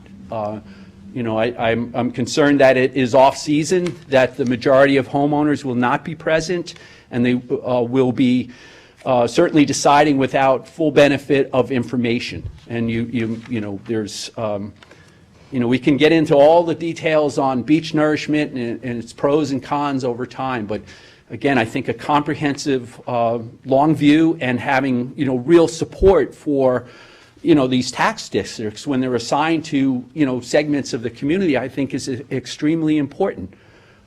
So again, to the extent that you're asking questions, you're informing yourselves, you're listening to your constituents, that's extremely important going forward if and when the time comes that, you are asked to decide and vet the Quag Erosion Control District. And as you know, these districts are complicated. There's different formulas for how they're funded. Yes. Some with the ad valorem, some with benefits, some combinations. And So we don't have any of the details to even evaluate it at this point. So I guess they're trying to vet it out in the community to see if there's support among the 40 or so property owners that they've determined would be a And potential I member. submit that vetting is wanting, honestly. Okay, Well, certainly we'll from hear. the board's standpoint, you know, I'm. This board. This board, I'm Yeah. not prepared to do anything until I do my due diligence on a very complex subject, not, you know, so I would. be Yeah, and opposed- and forgive me, John, I wasn't suggesting otherwise. No, but I'm a little surprised because if that's coming to us and we're not made aware of that, because we're all sitting here with the same idea. I thought this had sort of languished for a long time in Quogue, and I haven't heard a thing about it, haven't heard. You know, and what they've it been doing. involves, important point, it involves public property, in this case, the village of Quogue. So by virtue of their contribution to this district, you know, this needs to be broadened out to the full community for information, discussion, and ultimately support. You know, the same would be true if the town of Southampton was embarking on a project that, of course. Yeah, it hasn't reached our level yet, but, and, you know, we'd obviously want to hear from everybody when it does, if it does. I know that. I think they're trying to figure out maybe whether there's enough public support to get to the point of petitioning the town. Again, they could do this without petitioning the town. It could be done just on the village level, but if they do opt to petition the town, then we will, you know, cross that bridge when we get there and listen to everybody. That's and try to all we figure out can if ask for, it's, you know. it's the right thing to do. Good, And in thank you. state law, there's significant amount of timing requirements from petitioning to various votes, so it would be laid out before the public, and there would be plenty of public input for this. Wonderful, thank you. Thank you, Kevin. All right. Is there anyone else who has not spoken in public portion but wishes to? Great. Okay. You're all like huddled together Next time you better there. think twice before you ask them to stay. I It's know. 3 hours. I know. I'm sorry to Joe and Colleen, and is it Catherine? Carolyn. Okay. All right, so I'm going to make a motion to close public portion. Second. Seconded by Councilwoman Scalera. All in favor? Aye. Aye. Aye. All right, so Julie, you want to take 203 of 2019 out of order? You want to do the walk-ons first? Do you want, Why don't we just do this? We don't have to. yeah, let's take care of this. I know we said we would. No, you're right, and I wish I had done that about 3 hours ago. Okay, so there's a motion by Councilwoman Lofstad to take resolution number 203 of 2019 on page 33 of your agenda out of order. I will second. All in favor? Aye. Aye. Okay, now it is before us. Julie, you want to read it? Okay. Town Board Resolution 2019-203, resolution of adoption, amend Chapter 212 to restrict polystyrene and plastic straws and stirrers. Is there a second? Second. Second on the motion to approve. On the motion? On the motion, Councilwoman Scalera. It's not a secret that I have not supported bans in the past. I generally think that I prefer to move forward doing incentives because oftentimes the business community has a hard time, even with the best of intentions, because I think we can all agree on the goals here are certainly have merit. But it takes them time with their business models to kind of conform and get with that, and they get hurt as a result of that. In this case, I have to applaud the Green Committee and the subcommittee that worked on this in terms of going out to the business communities that would be effective and getting 95%, as was testified to, agreement that they would be able to conform with this and that they'd be able to do that in a way that didn't hurt their business. And to be honest with you, I haven't gotten any no's, and I think that when we talked about whether or not the bigger businesses were contacted and then didn't hear anything back, that's probably a good sign, because I know that when the plastic bag ban, which was the original law that we're amending, was sent out, I got a barrage of requests to please not do this because of it would hurt their business model. So I think people are coming on board. So this is a win-win, and I will be supporting this one. Thank you. All right, John, On the you're, motion as well? John, you're next, on the motion. Yeah, I mean, I just got to applaud Surfrider for being there all the time and, making this very visible. But and our Sustainability Committee and our Solid Waste Advisory Committee, this has all been, it's been a great education. But the thing I really want to point out is that we've had that subtle cultural change. So I didn't see this as being a real hard sell at all. As a matter of fact, there was input from businesses. Yeah, let's do this. We're already doing it. I see no problem with that. So I wholeheartedly support this. I just want to thank all of you. You guys in particular, you did a really good job. And let's move on to the next item. Great. Carolyn's coming with her balloons. You know, I hate to spoil the party, but I'm with you on the balloons. I think the Mylar balloons, at least the intentional release, we should at least send a symbolic gesture that is not acceptable. So, Working on it. yeah, I'm sure you are. All right, so I did wanna you want to go next? Yeah, go ahead. Let me I'll just go. say, this is an important law, and I think like the bag ban that we employed here in Southampton Town, that was picked up by the county, and as I said in our last public statement, it's being considered by the state. The governor, that was in his State of the Address this year. So much like the plastic bags, I hope the rest of the county and the state takes notice of what's happening in Southampton Town, and perhaps we can do away with using something for 15 minutes at the most that will last over 400 years and then break down into microplastics. So I wholeheartedly support this legislation. All right, I'll weigh in too. I mean, we do live in a really sensitive environment.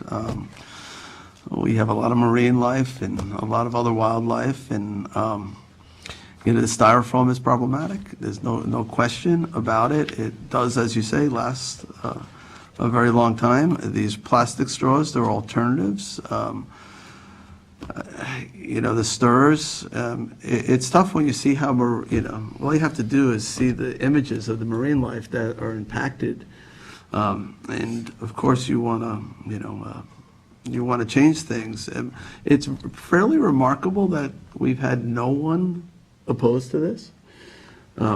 So I think that the community, through the public education that you guys have done with your Strawless Summer and other outreach, they're already kind of moving in this direction. Absolutely. And I love the idea of people thinking of our area as being environmentally responsible. And it's a place where they want to live, a place that is taking the steps necessary to protect our resources. So thank you for your patience, because you've been here for 3 hours now.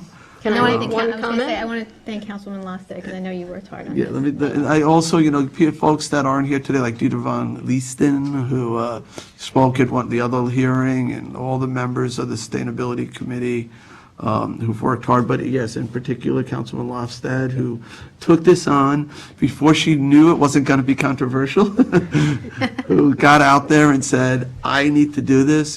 Julie comes from a fishing family. She's a commercial fisherwoman. Husband's a commercial fisherman. Yes. And I think you know very well the impacts of these pollutants on our marine life. And I applaud you for getting out there and doing the right thing before you knew it would be even acceptable to the community. So I'm going to support this as well. Thank you. So I just want to say, in the grand scheme of things, running a huge and beautiful town like Southampton, this may be a small step, but it's a small, but I think very, very important step. Our environment is everything to us, and I think anything we can do that is not going to have harmful impacts on our businesses and our residents it's a no-brainer for me. So thank you all for your support. I appreciate it, and thanks again to Surfrider and Sustainability. You guys did a great job. Without you, we couldn't have done it. So thank you. All right, I'll call the vote. All in favor? Aye. Aye. Any opposed? Abstentions? It's unanimous. It's approved. Thank you. Congratulations. So it's worth the wait, right? All right. All right, so let's go back to the top of our agenda. Let's get those walk-ons added on. Make a motion to walk on 8 walk-ons, 311 31122, authorize the Town Planning Department Administrator to attend the American Planning Association NPC 19 Program 2019 National Planning Conference. 31141 is warrant number 3. 31143 amends adopted 19 budget for staffing. 31147 notice to bidders for Town Hall HVAC improvements, electrical, mechanical, and general construction. 31148 amends 19 to 23 capital budget for Ponquag Bridge. 31156 amends 19 adopted budget for Nyack Fire Department. 31158, authorize supervisor to sign contract with L.K. McLean Associates, PC, for professional engineering services. 31162, authorizes supervisor to execute any and all documents pertaining to an application to New York State Department of Environmental Conservation, Environmental Protection Fund, Invasive Species Grant Program. All right, so making one motion to add all 8 resolutions to our agenda. Second. Second, all in favor? Aye. Aye. Any opposed? We need all 4 because Councilman Scalera walked out of the room. So everybody's okay. All right. Yes. That's unanimous. That's part of our packet. All right, to the top. Do I need to take anything else out of order? No. Okay. There's no one left. There's no one left except for Greg and Peter.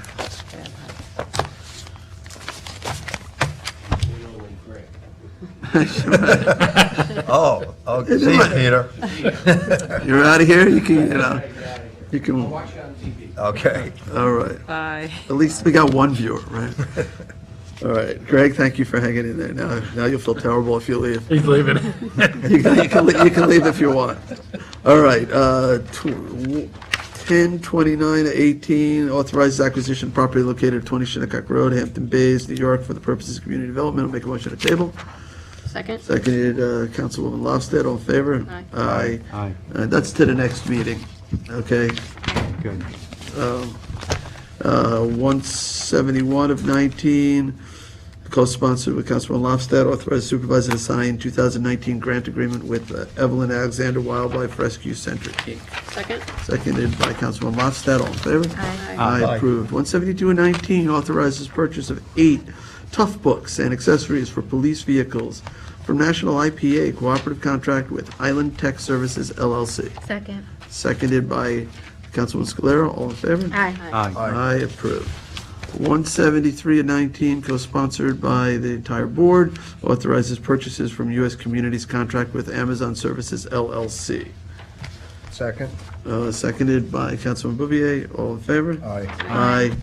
Town Board Resolution. I don't know why, actually, before you read, can I add, I'd like to actually co-sponsor, if it's not too late, we haven't closed the meeting, so Councilman Lofstad's ban on plastic straws and polystyrene. Cindy, would you have me on as a co-sponsor to that? Just soon add the whole board. We all, it was unanimous vote. Why not? Why not? You want to Do you co-sponsor? recall it? You need to? I don't know. Tommy John, you want to be on? No, I don't need to recall it. No, it's still alive. It's just a co-sponsor. The one that you already adopted, you're talking Yeah, about? yeah, you can add later. Yes, As long as Whatever's. we're still in the middle of the meeting. Yes, you can add the co-sponsors on. It doesn't change the vote, it just, all right, so we're going to add everybody on as co-sponsors. So we'll leave Julie as lead, and the 4 of us will stick in there somewhere. All right, go Everybody ahead. wants in on the action. Okay, we're good. All right, John? Town Board Resolution 219-174, to authorize purchases of Caterpillar heavy equipment, parts, accessories, supplies, and related services from H.O. County Machinery Company Incorporated. Is there a second? Second. Second by Tommy John. Oh, Councilman Schivoni. All in favor? Aye. Aye. Aye. Town Board Resolution 219-175, to authorize the purchases of replacement of heavy-duty brake and truck parts from Fleet Pride Truck and Trailer Parts. Second. Second by Councilman Schivoni. All in favor? Aye. Aye, approved. Resolution 2019-176, authorized supervisor to execute a cultural arts and recreation grant agreement with SCOA, Inc., DBA Southampton Arts Center. Second. Second by Councilman Scalera. All in favor? Aye. Aye, approved. Resolution 2019-177, authorize supervisor to sign New York State Farm Market Nutrition Program Agreement for the 2019 Flanders Farm Market. Second. Seconded by Councilman Bouvier. All in favor? Aye. Aye, approved. All right, 178 and 19, authorize supervisor to sign agreement with Penflex Inc. for the Defined Benefit Service Award Program. Second. Seconded by Councilwoman Scalera. All in favor? Aye. Aye, approved. Town Board Resolution 179, authorize the supervisor to execute a 2019 contract extension or extensions for appraisals with Lawrence Indemnity Consulting Corporation, R.J. Masuza and Associates, Carol Sweeney, MAI, and Brunswick Appraisal Corporation. Second. Seconded by Councilman Scavone. All in favor? Aye. Aye, approved. Resolution 180 of 2019 authorizes the supervisor to execute a 2019 contract extension with Mariners Cove Marine as a sole source provider to supply the town with easy dock parts as the Eastern Long Island authorized reseller. Second. Seconded by Councilwoman Lofstad. All in favor? Aye. Aye, approved. Town Board Resolution 181 of 19 to authorize the supervisor to execute a contract extension with Eagle Control Corp. as sole source provider for a supply of constant chlor briquettes to perform services and routine maintenance for the SCADA upgrades for the constant chlorinator at the Hampton Bays Water District. Second. Seconded by Councilman Bouvier. All in favor? Aye. Aye. Approved. Town Board Resolution 182 of 2019 to authorize the supervisor to execute a contract extension with L.K. McLean Associates P.C. for professional services to be provided for historic projects for the Community Preservation Department. Second. As co-sponsor with Councilman Scavone. All right, seconded by Councilwoman Scalera. All in favor? Aye. Aye, approved. 183 and 19, authorize the supervisor to execute a contract with Cornell Cooperative Extension of Suffolk County for the design of a permeable reactive barrier for properties located along Pine Avenue in Flanders. Second. What are those questions? Yeah, I was looking at that I too. think they're supposed to be quotes, maybe. I think it's supposed to or be quotations. I'm sorry, what was the question? There's Oh, there's just yeah. these little things in the. In the first whereas. CCE, yeah, I don't know why, that's cooperative extension. Yeah, quotes are. It's supposed to be, Yeah, it's Correct. probably a parenthesis, yeah, No. parenthesis. it actually should have been in Having some parentheses. difficulty with the I'm not even program. sure it's parentheses, here and after CCA. It's parentheses. Okay. Is it the New York Rising properties? Yes. We may have that one more, is that the only one can, Yeah. yes. Yeah? Did we vote? Can we move on? All right, so, I I second it. read You it, know which all right, one it's it is? seconded by Councilman Bouvier. I need a Is it the New vote. York Rising properties? Need a vote. I have on the motion, are they New York Rising properties? That's the question? Yeah. Yeah, this was the plan that we had presented that. Okay, yeah, I just want to Yeah, make sure it and- right. conforms. Yep. Okay. Okay, so all in favor? Aye. Aye. Aye. Approved. Town Board Resolution 184 of 19, authorize the supervisor to execute a contract with L.K. McLean Associates, P.C., for professional services associated with Reeves Bay Nature Trail and Catwalk. Second. Seconded by Councilman Bouvier. I'd like to co-sponsor this. All in favor? Aye. Aye, approved. Town Board Resolution 185 of 19, to authorize the supervisor to execute an extension to the contract with Caris Corporation for furnish and deliver liquid linear phosphate to the Hampton Bays Water District. Second. Seconded by Councilwoman Lofstad. All in favor? Aye. Aye. We did lose, right? He snuck out, all right. Town Board Resolution 186 of 19, award and authorize supervisor to sign contracts for furnish and deliver water meter pits and ancillary equipment with T. Minna Supply Incorporated and Ferguson Waterworks. Second. It's also for the Water District. Seconded by Councilman Bouvier. All in favor? Aye. Aye, approved. Town Board Resolution 187 of 19, recall and amend Resolution 2018-143 for electronic system for monthly monitoring of the alarm system for all plants located at the Hampton Bays Water District. Second.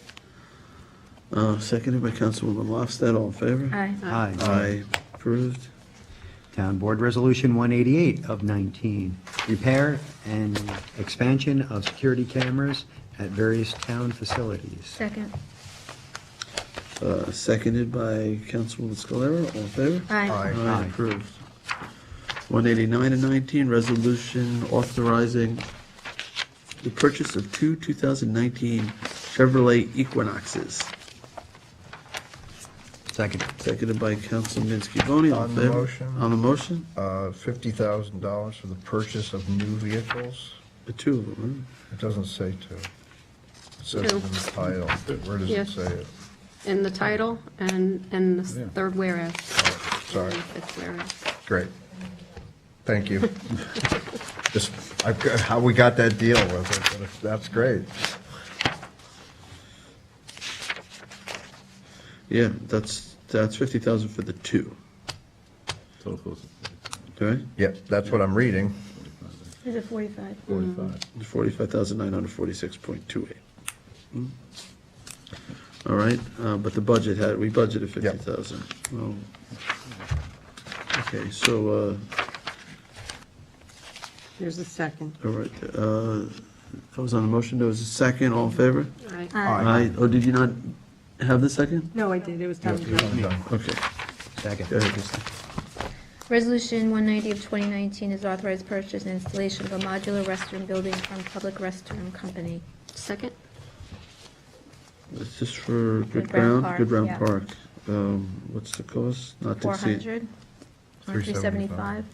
We went out to bid on a stick built, and it was double what we had anticipated. Okay, so, but now we got it down to Yeah. 375, and we originally budgeted 300.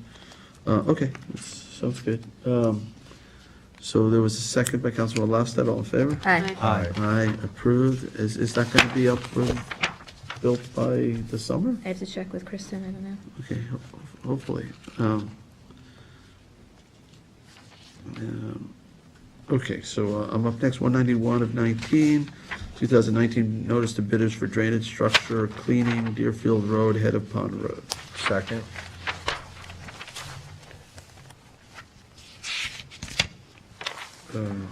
Is that, are those the new, Yeah. the new structures we just put in Oh, we didn't just put them in. recently? Yeah. No, the ones that you're talking, I think these are different, aren't they? Or maybe. These are the ones by Mill Pond? These are the ones It down at says the end of Deerfield. Head of Pond and Deerfield. Yeah, I'm not. But not the ones down. Not the ones at the top, no, but they are new structures. There's a There portion are, of there it were that- some at yeah, that intersection. Right. Okay, so there's the second, all in favor? Aye. Aye, approved. 192 of 19 amends the 2018 adopted budget for various departments. Second. Second by Councilman Bouvier, all in favor? Aye. Aye. Aye, approved. 193 of 19 amends the 19 adopted budget and authorizes employee benefit reallocations. Second. Seconded by Councilman Bouvier, all in favor? Aye. Aye, approved. 194, 19 amends 19 adopted budget for risk management. Second. Second by Councilman Scavone, all in favor? Aye. Aye, approved. No, What's that? I'm reading this right now, because I didn't support the restructuring of it, so I just wanted to, I'll abstain on it, because I don't want to ask the questions. Yeah, I don't think this, it relates to It may the not be, I'm going to abstain restructuring. anyway. This is all just different internal contracts within risk management. That's okay. All right, so four yeses and one abstention. It is approved. 195 and 19 amends the 2019 through 23 capital budget for Good Ground Park. Second. Seconded by Councilman Bouvier. All in favor? Aye. Aye, approved. 196 and 19 authorizes advertising for marketing campaign in order to promote the South Fork Commuter Connection Service. Second? Be added as a co-sponsor onto that? Can we add Councilman Scavone to it? And I'll take that as a second And as I'll well. second it. Second, so, all in favor? Aye. Aye, approved. 197 of 19, co-sponsored with Councilman Scavone, appoints Southampton Arts and Culture Committee for 2019. Second. Seconded by Councilman Scavone. All in favor? Aye. Aye. Aye, approved. Town Board Resolution 198 of 19, appoint temporary Board of Assessment Review members for 2019. Second. Seconded by Councilman Scavone, all in favor? Aye. Aye, approved. 2019-199, authorize the town of Southampton to remove unsafe, dangerous, and improperly maintained conditions at the premises located at 11 Brown Street, Riverside. We had our public hearing on Second. that one. We're going to adjourn this Yeah, to the 12th? yep, Yeah. yeah, So you're making a motion to table, right? Table. It has to be tabled. to March 12th. Table to To the March 12th. 12th. Is there a second? Second. Second. Bouvier was I had seconded it. Oh, okay, so the tabling I thought motion you was should table. seconded by Councilman Bouvier, all in favor? Aye. Aye. First and second. So that is tabled. 219, continuation of legal services by Devis Spellman Barrett LLP for 19. Second. Seconded by Councilwoman Scalera, all in favor? Aye. Aye. Aye, approved. 201 of 2019, continuation of legal services by Vincent Toomey Esquire for 2019. Second. Seconded by Councilwoman Scalera, all in favor? Aye. Aye. Aye, Oh, this is approved. going to be good. Was it? Go ahead. No, you seconded, we No, voted. I know. No, I know. Just go to the next one. All right, oh, I get to read this one? That's what it said. I got it. He's got. All right, 202, 2019, retain Devis Spellman Barrett LLP as it relates to Vidvinkel versus Shea and Howe for 2019. Second. Seconded by Well Councilman done, Scalera. Not bad. Not bad? Not bad. Not bad. All in favor? Aye. Aye, approved. All right, we did the next one. This third, it's taken out of order, 203. 203 we did, Yep. John, 204. 39. Thank you. Town Board Resolution 204 of 2019, this is a 2018 Solid Waste Management Plan Draft Notice of Adoption. Second. Seconded by Councilman Lofstad, all in favor? Aye. Aye, approved. Resolution 2019-205, authorization for Youth Bureau staff to attend Association of New York State Youth Bureau's Youth Leadership Forum and Legislative Day in Albany on February 4th to 5th, 2019. Second. Seconded by Councilman Scalera, all in favor? Aye. Aye, approved. Resolution 206 of 2019 is an authorization of cost reimbursement waiver for the Hampton Days Hibernians Annual St. Patrick's Day Parade on March 23rd, 2019, from 11 a.m. to 2:30 p.m. Second. Seconded by Councilman Lofstad. I'd like to co-sponsor this as well. All in favor? Aye. Aye. Approved. 207, authorized community preservation fund tax refund pursuant to first-time home buyer exemption for Elizabeth M. DeSantos. Second. Seconded by Councilman Bouvier. All in favor? Aye. Aye, approved. Town Board Resolution 2008 of 19, authorize the sale of surplus highway equipment. Second. Seconded by Councilman Scalera. All in favor? Aye. Aye. Aye, approved. 209, 2019, authorized town personnel from the town attorney's office to attend the 2019 Association of Towns Annual Conference. Second. Seconded by Councilman Scavone. All in favor? Aye. Aye. Approved. 2019-210, authorized waiver of planning board application fee and building permit fee for ecological culture initiative for an agricultural fence at Good Ground Heritage Garden at St. Joseph Villa. Second. Seconded by Councilman Scalera. All in favor? Aye. Aye, approved. Resolution 2019-211, recall and amend Resolution 2019-78, human service grants. Second. Second by Councilman Bouvier. All in favor? Aye. Aye, approved. Resolution 2019-212, waive in-water winter storage fees at Conscience Point Marina for Sea Scouts. Second. Seconded by Councilman Scavone. All in favor? Aye. Aye. Aye. Approved. 2019-213, waive showmobile fee for Hampton Bays Fire Department Carnival. Second. I'd like to Seconded. co-sponsor that. Me too on that. So, so seconded by Councilman Scalera. All in favor? Aye. Aye, approved. 214 of 19, it's the 2019 part-time salaries. Second. Seconded by Councilman Bouvier. All in favor? Aye. Aye, approved. 215 of 19 appoints Mills Garcia to Justice Court Clerk, Spanish-speaking position in Justice Court. Second. Seconded by Councilwoman Scalera. All in favor? Aye. Aye. Approved, and congratulations. 216 of 19 appoints Jennifer Devonsky to Safety Officer position from Civil Service List. Second.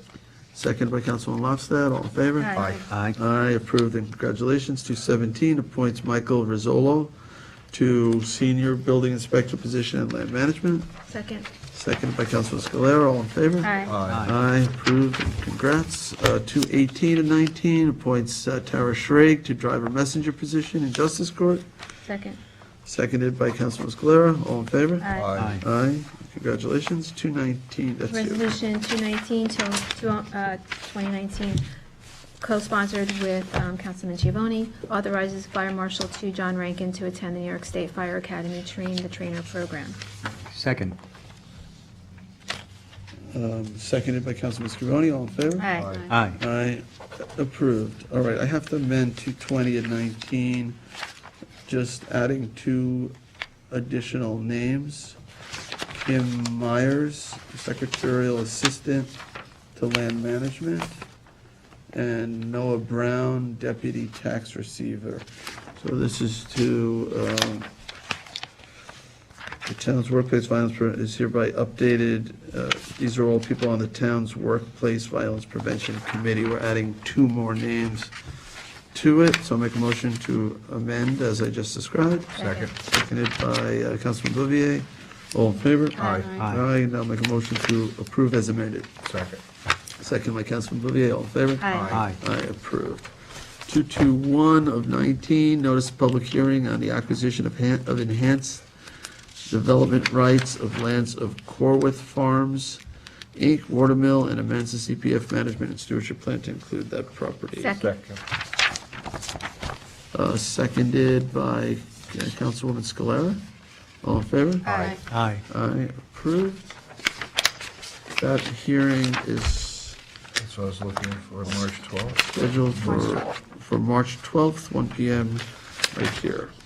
All right, 222 of 2019, notice public hearing on the acquisition of lands of Corrigan Family Properties LLC, Watermill, and amends the CPF management and stewardship plan to include that property. Second. Seconded by Councilman Schiavone. This is the same date, March 12th, public hearing, 1 PM. All in favor? Aye. Aye. Aye, approved. 223 of 19 is a notice of public hearing on the acquisition of lands of FHW Limited Partnership, Southampton Village, and amends the CPF management and stewardship plan to include that property. Second. Second, this also will be held on March 12th, 2019. That It's- one. It's a large, yeah, it's about a large property, I think, 2.9 acres on Pond Lane in the village of Southampton. All right, all in favor? Aye. Aye, approved.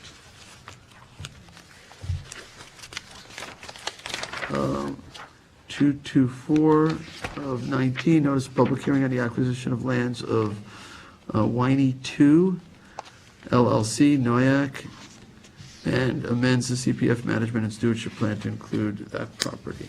Second. Second by Councilman Schiavone. It's also on March 12th, public hearing, all in favor? Aye. Aye, approved. 225, 2019, is a notice of public hearing to amend Town Code, Chapter 330, Section 320, to increase the number of members on the landmarks and historic district boards from 9 to 11. Second. Seconded by Councilman Bouvier, all in favor? Aye. Aye. Aye, approved.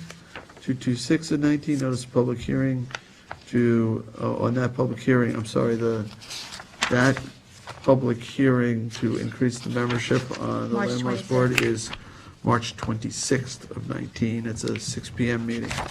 All right, 226 of 2019 is a notice of public hearing to amend Town Code Section 247-27 to increase the number of members on the Agricultural Advisory Committee from 11 to 12. That's also on March 26th, 19, 6 PM. Is there a second? Second. Second by Councilwoman Mostad. All in favor? Aye. Aye. Approved.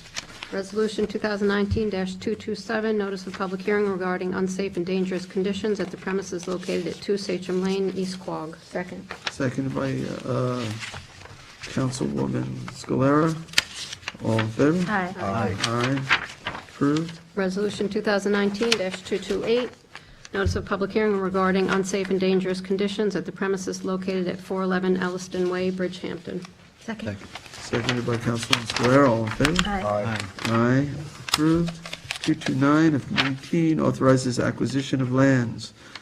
Here we go, of Parviz and Parvani Kodadadian LLC, Gali Kahood, and Kodadadian North Sea, and amends the CPF management and stewardship plan to include those properties. So we had a public hearing on this. It's right there on the wall.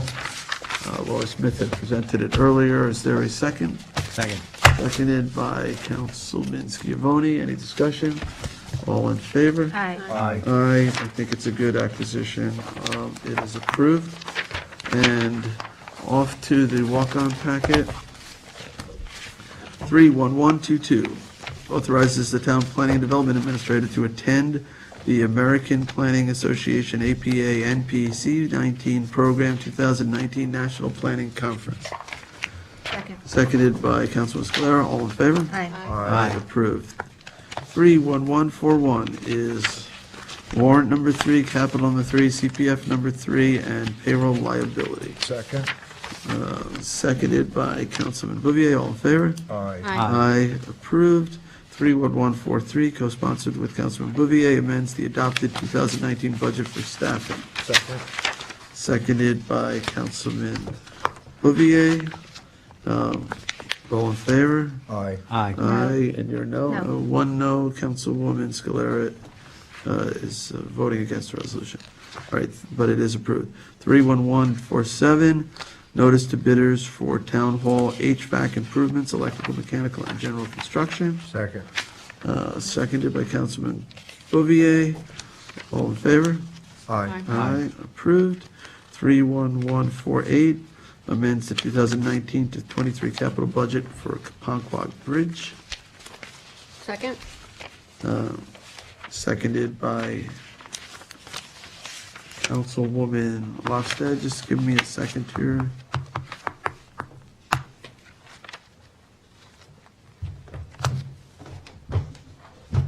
So, all right, so I believe what this is,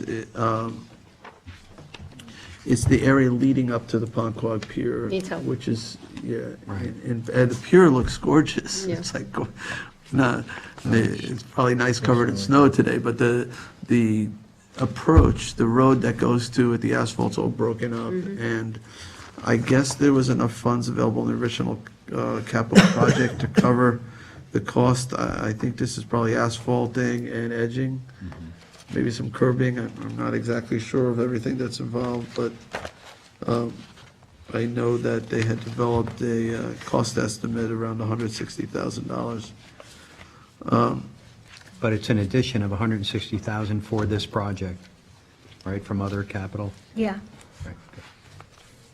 It was Oh, just, so, it was okay. included in the original scope of the work, but not the financing from the other funds. All right, were so not you're right, Councilman Scavone, that there is some shifting from the Hampton Bays Park Reserve Cost Center and the Park Fund Cost Center and the old Ponquag Bridge Trust Cost Center and some allocated capital.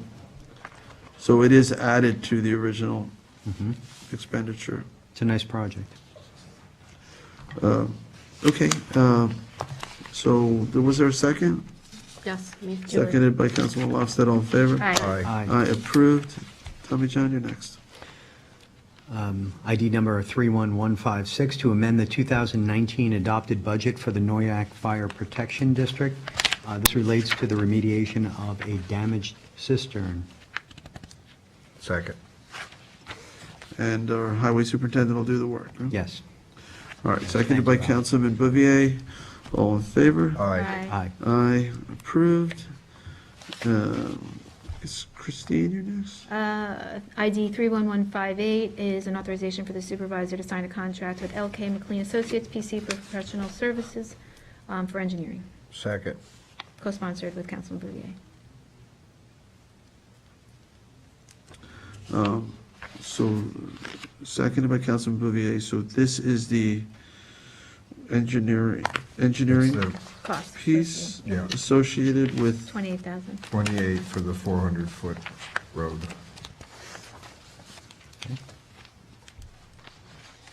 so,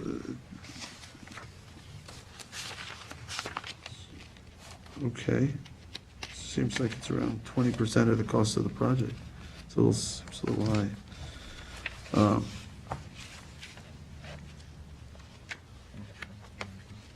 Is that built into that capital piece that we approved? Did it include the engineering, or was it? Well, it has to be somewhere. It's the Pomquag Bridge improvements. the general- It's, I think it's the same thing. It's that Yes. area leading to it. Yes, the, connects the parking area to the south side fishing pier. All right.